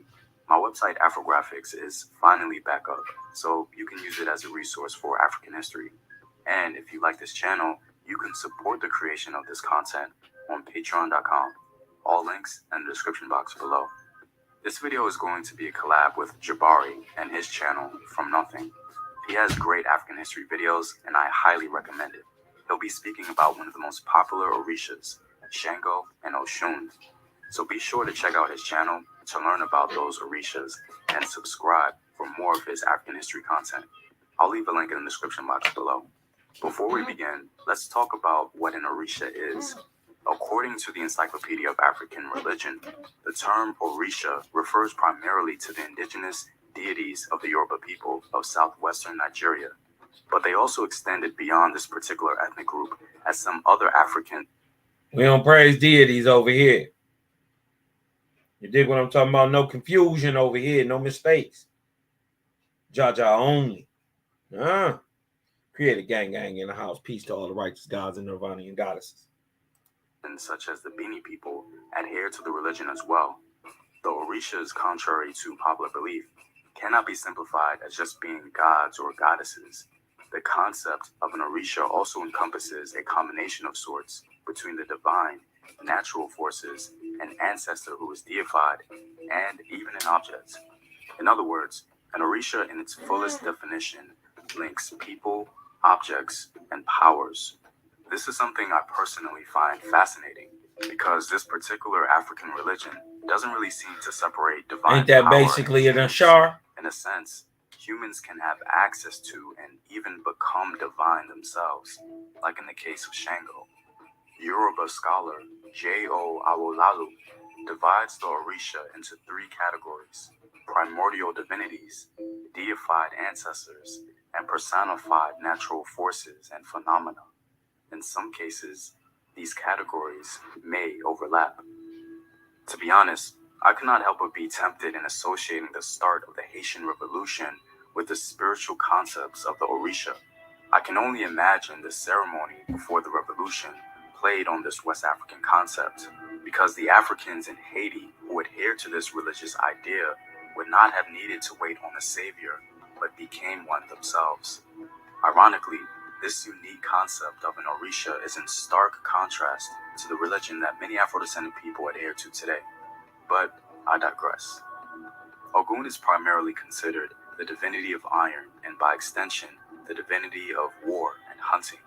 We don't know exactly what date he is said to have been worshipped, but some agree that the open veneration of Ogun began around the beginning of the Iron Age, perhaps earlier. Ogun is said to be worshipped across continents. I don't just be making it up.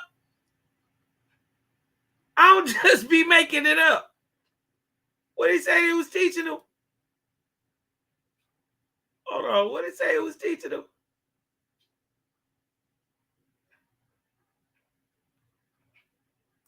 In factories for smelting iron. 3753 BC. Huh?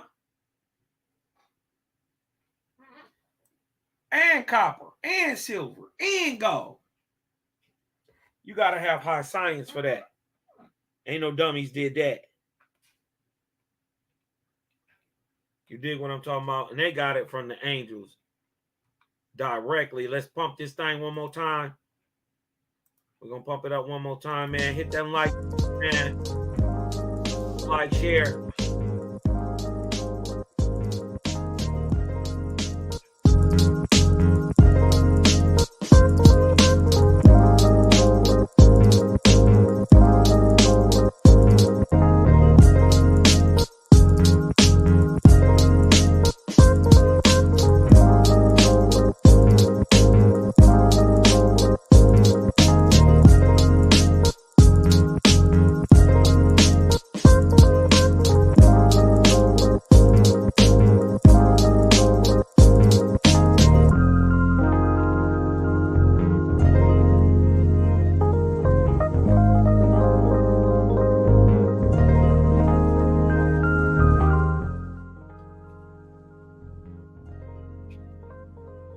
So yeah, man, I hope everybody got a little edification out this, man.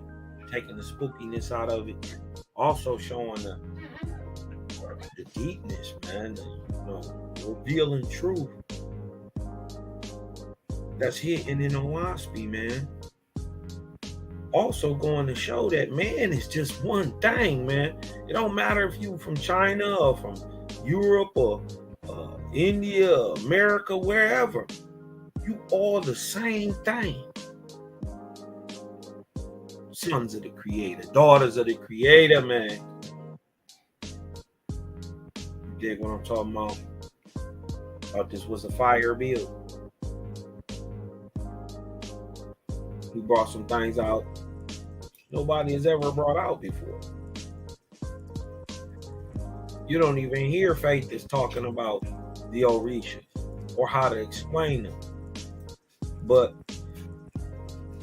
my intuition tells me Anganju, Achaka, Ibiji, Odutua, Erinli, Oba, Obatala, Ofun, Shango, Oromila are times.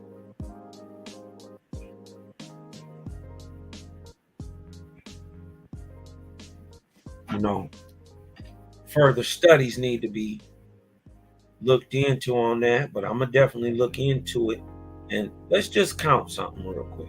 1, 2, 3, 4, 5, 6, 7, 8, 9, 10, 11, 12, 13, 14, 15, 16, 17, 18, 19, 20, 21, 22. Look at that.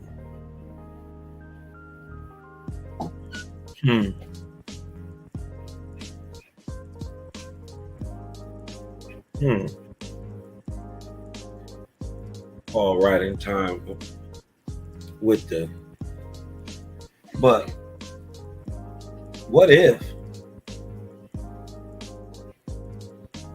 these are generations?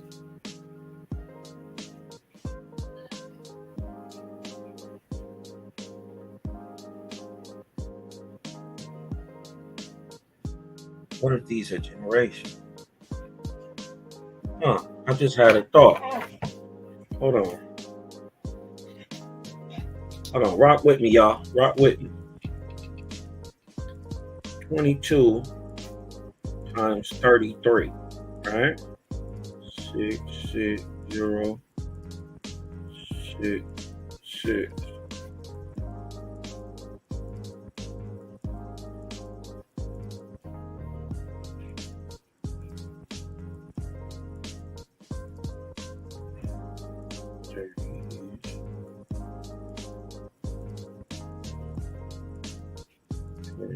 Seconds.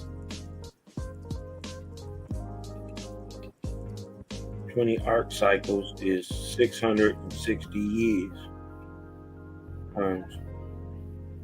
times 2 more arc cycles is 726. 726. That's right on the old line. Wow. It still fits the Odic rate.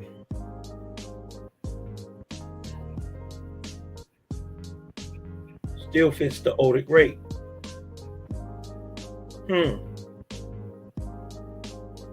What if you take, hold on, let me look at this real quick. What if, rock with me real quick, y'all. What if you take negative 3953 BC, right? And you minus 726. How much you want to bet you get the start of Egypt? Let me see this. Plus 726. 3227.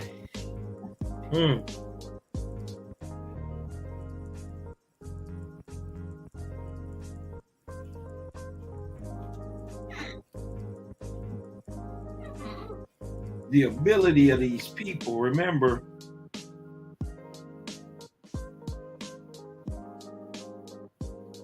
in 3953 BC was that these Hamitic types couldn't raise up their own prophet.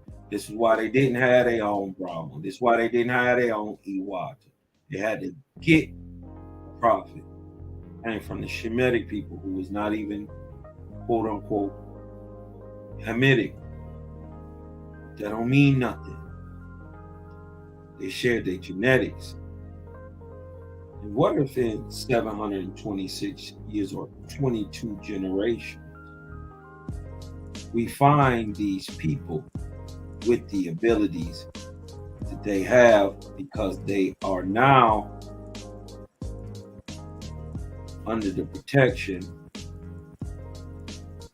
and assistance of the orishas,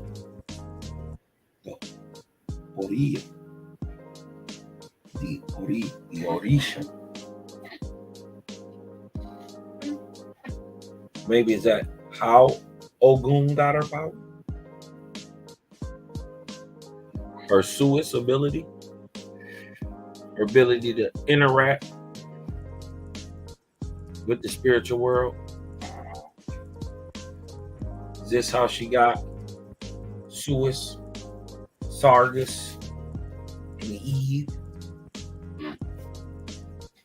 Because the interaction of the peoples, like the Lycians, the interaction of the people like the Israelites,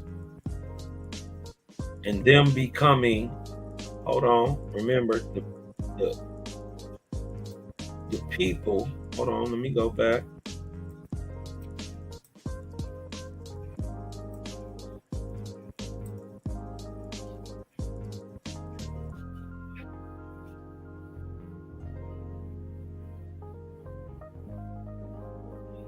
That belong not to the society of the faithless, but you became a believer in the all person. Eloah, Eolin, Ormas, Tien, Egoquim, Yahweh.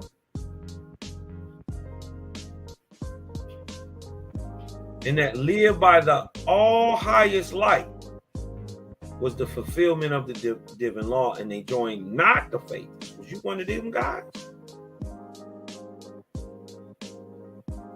And so, hence, causing you to be born into the fifth rank. So, where would that leave you? Let's look. Way down here in the insane. But with and as an entered apprentice, but after this,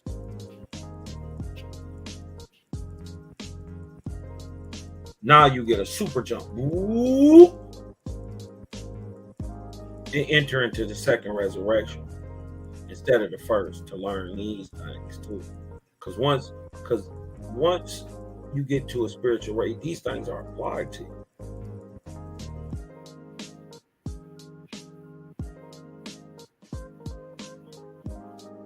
But the faithist is learning these things on a higher level, right here in the second resurrection. So Creator, thanking beforehand, set up a whole group of angels to raise you up after you die.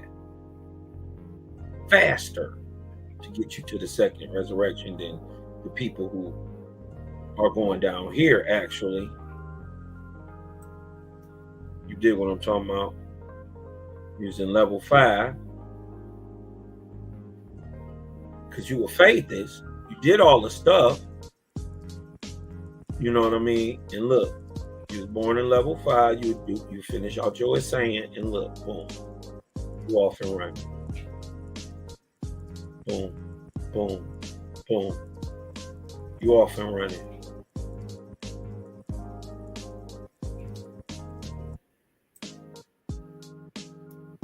The orishas, man, was kind of deep. You know what I'm talking about? Shout out to my family, man. Everybody in the house, man. She Brew is in the house. Bezel in the house. Tickler in the house. Hey, see it. Tickler in the house. Hey. we got in the house? We got Bezel in the house. Hey. Zechariah Yahoo. Yasharah. Peace to the righteous God.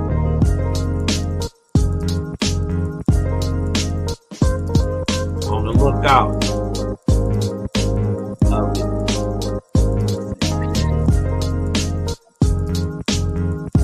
Local purpose. Say peace. Say mass. Say peace.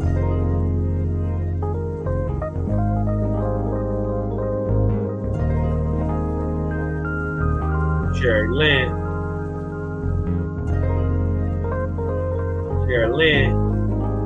Hey.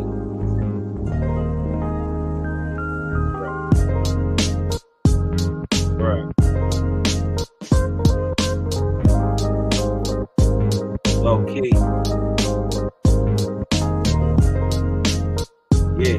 Now to get you on here low key. Hip hop edition. You and Hurricane.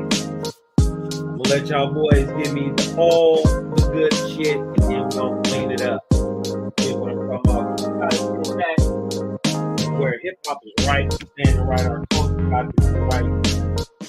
You know what I mean? It's what's gonna partially help heal the wound between not the world, between ourselves. We don't talk to ourselves. You know what I mean? We don't love ourselves. We talk at each other. We tell niggas what we don't do. You know what I mean?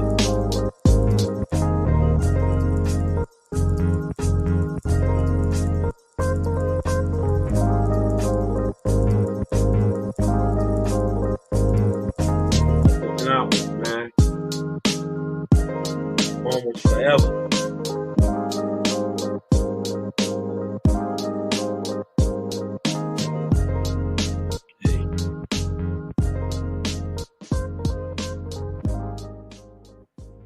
This your boy Kaz Mind, man. Just need you to breathe in. Let the light in. Because I'm Kaz Mind. And I'm old.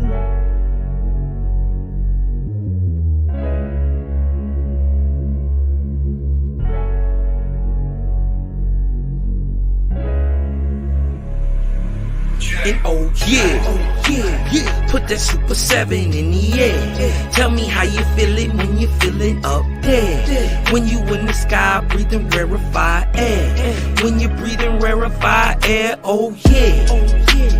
Put that Super 7 in the air. Tell me how you feeling when you feel it up there. When you in the sky breathing rarefied air. When you're breathing rarefied air, oh, it's that Japheth, that Chow Mein, that Papabul, that Tao Mein, since sun south in the arc of Wayne. My brain moving like Tao Sang, so ass above, it's so below. That up and that down thing, this flow is atmospherian. I call that a ground game. See, water is knowledge, so if I'm teaching, you're learning. So how your God make a sun without vortexing current? See the pattern is ponic, I'm reaching out for my people. Oh, watch me flow through your speakers, you feel the force of the ether. And when the force gets the equal, I'm taking off like an eagle. Police popped the pastor yesterday for pushing political. My DNA is Moshe.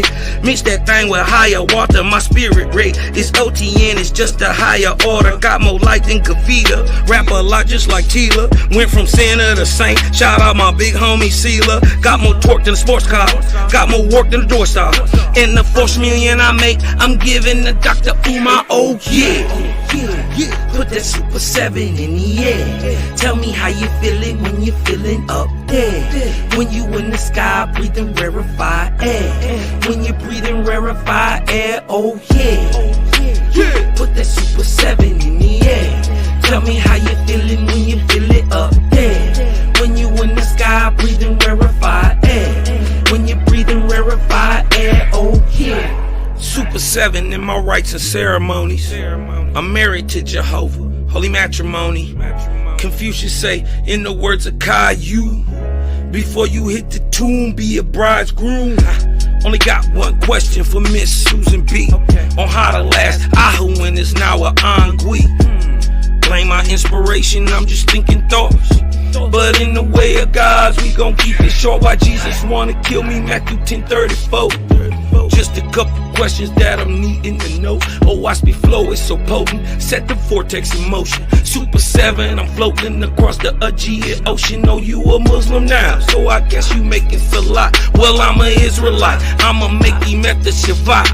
Got Moses on the bumper, super slap off in my spaceship photosphere. So I stay lit, peace and light to the faithless. Oh yeah.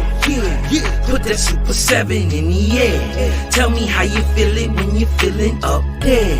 When you in the sky breathing rarefied air. When you're breathing rarefied air, oh yeah. Put that Super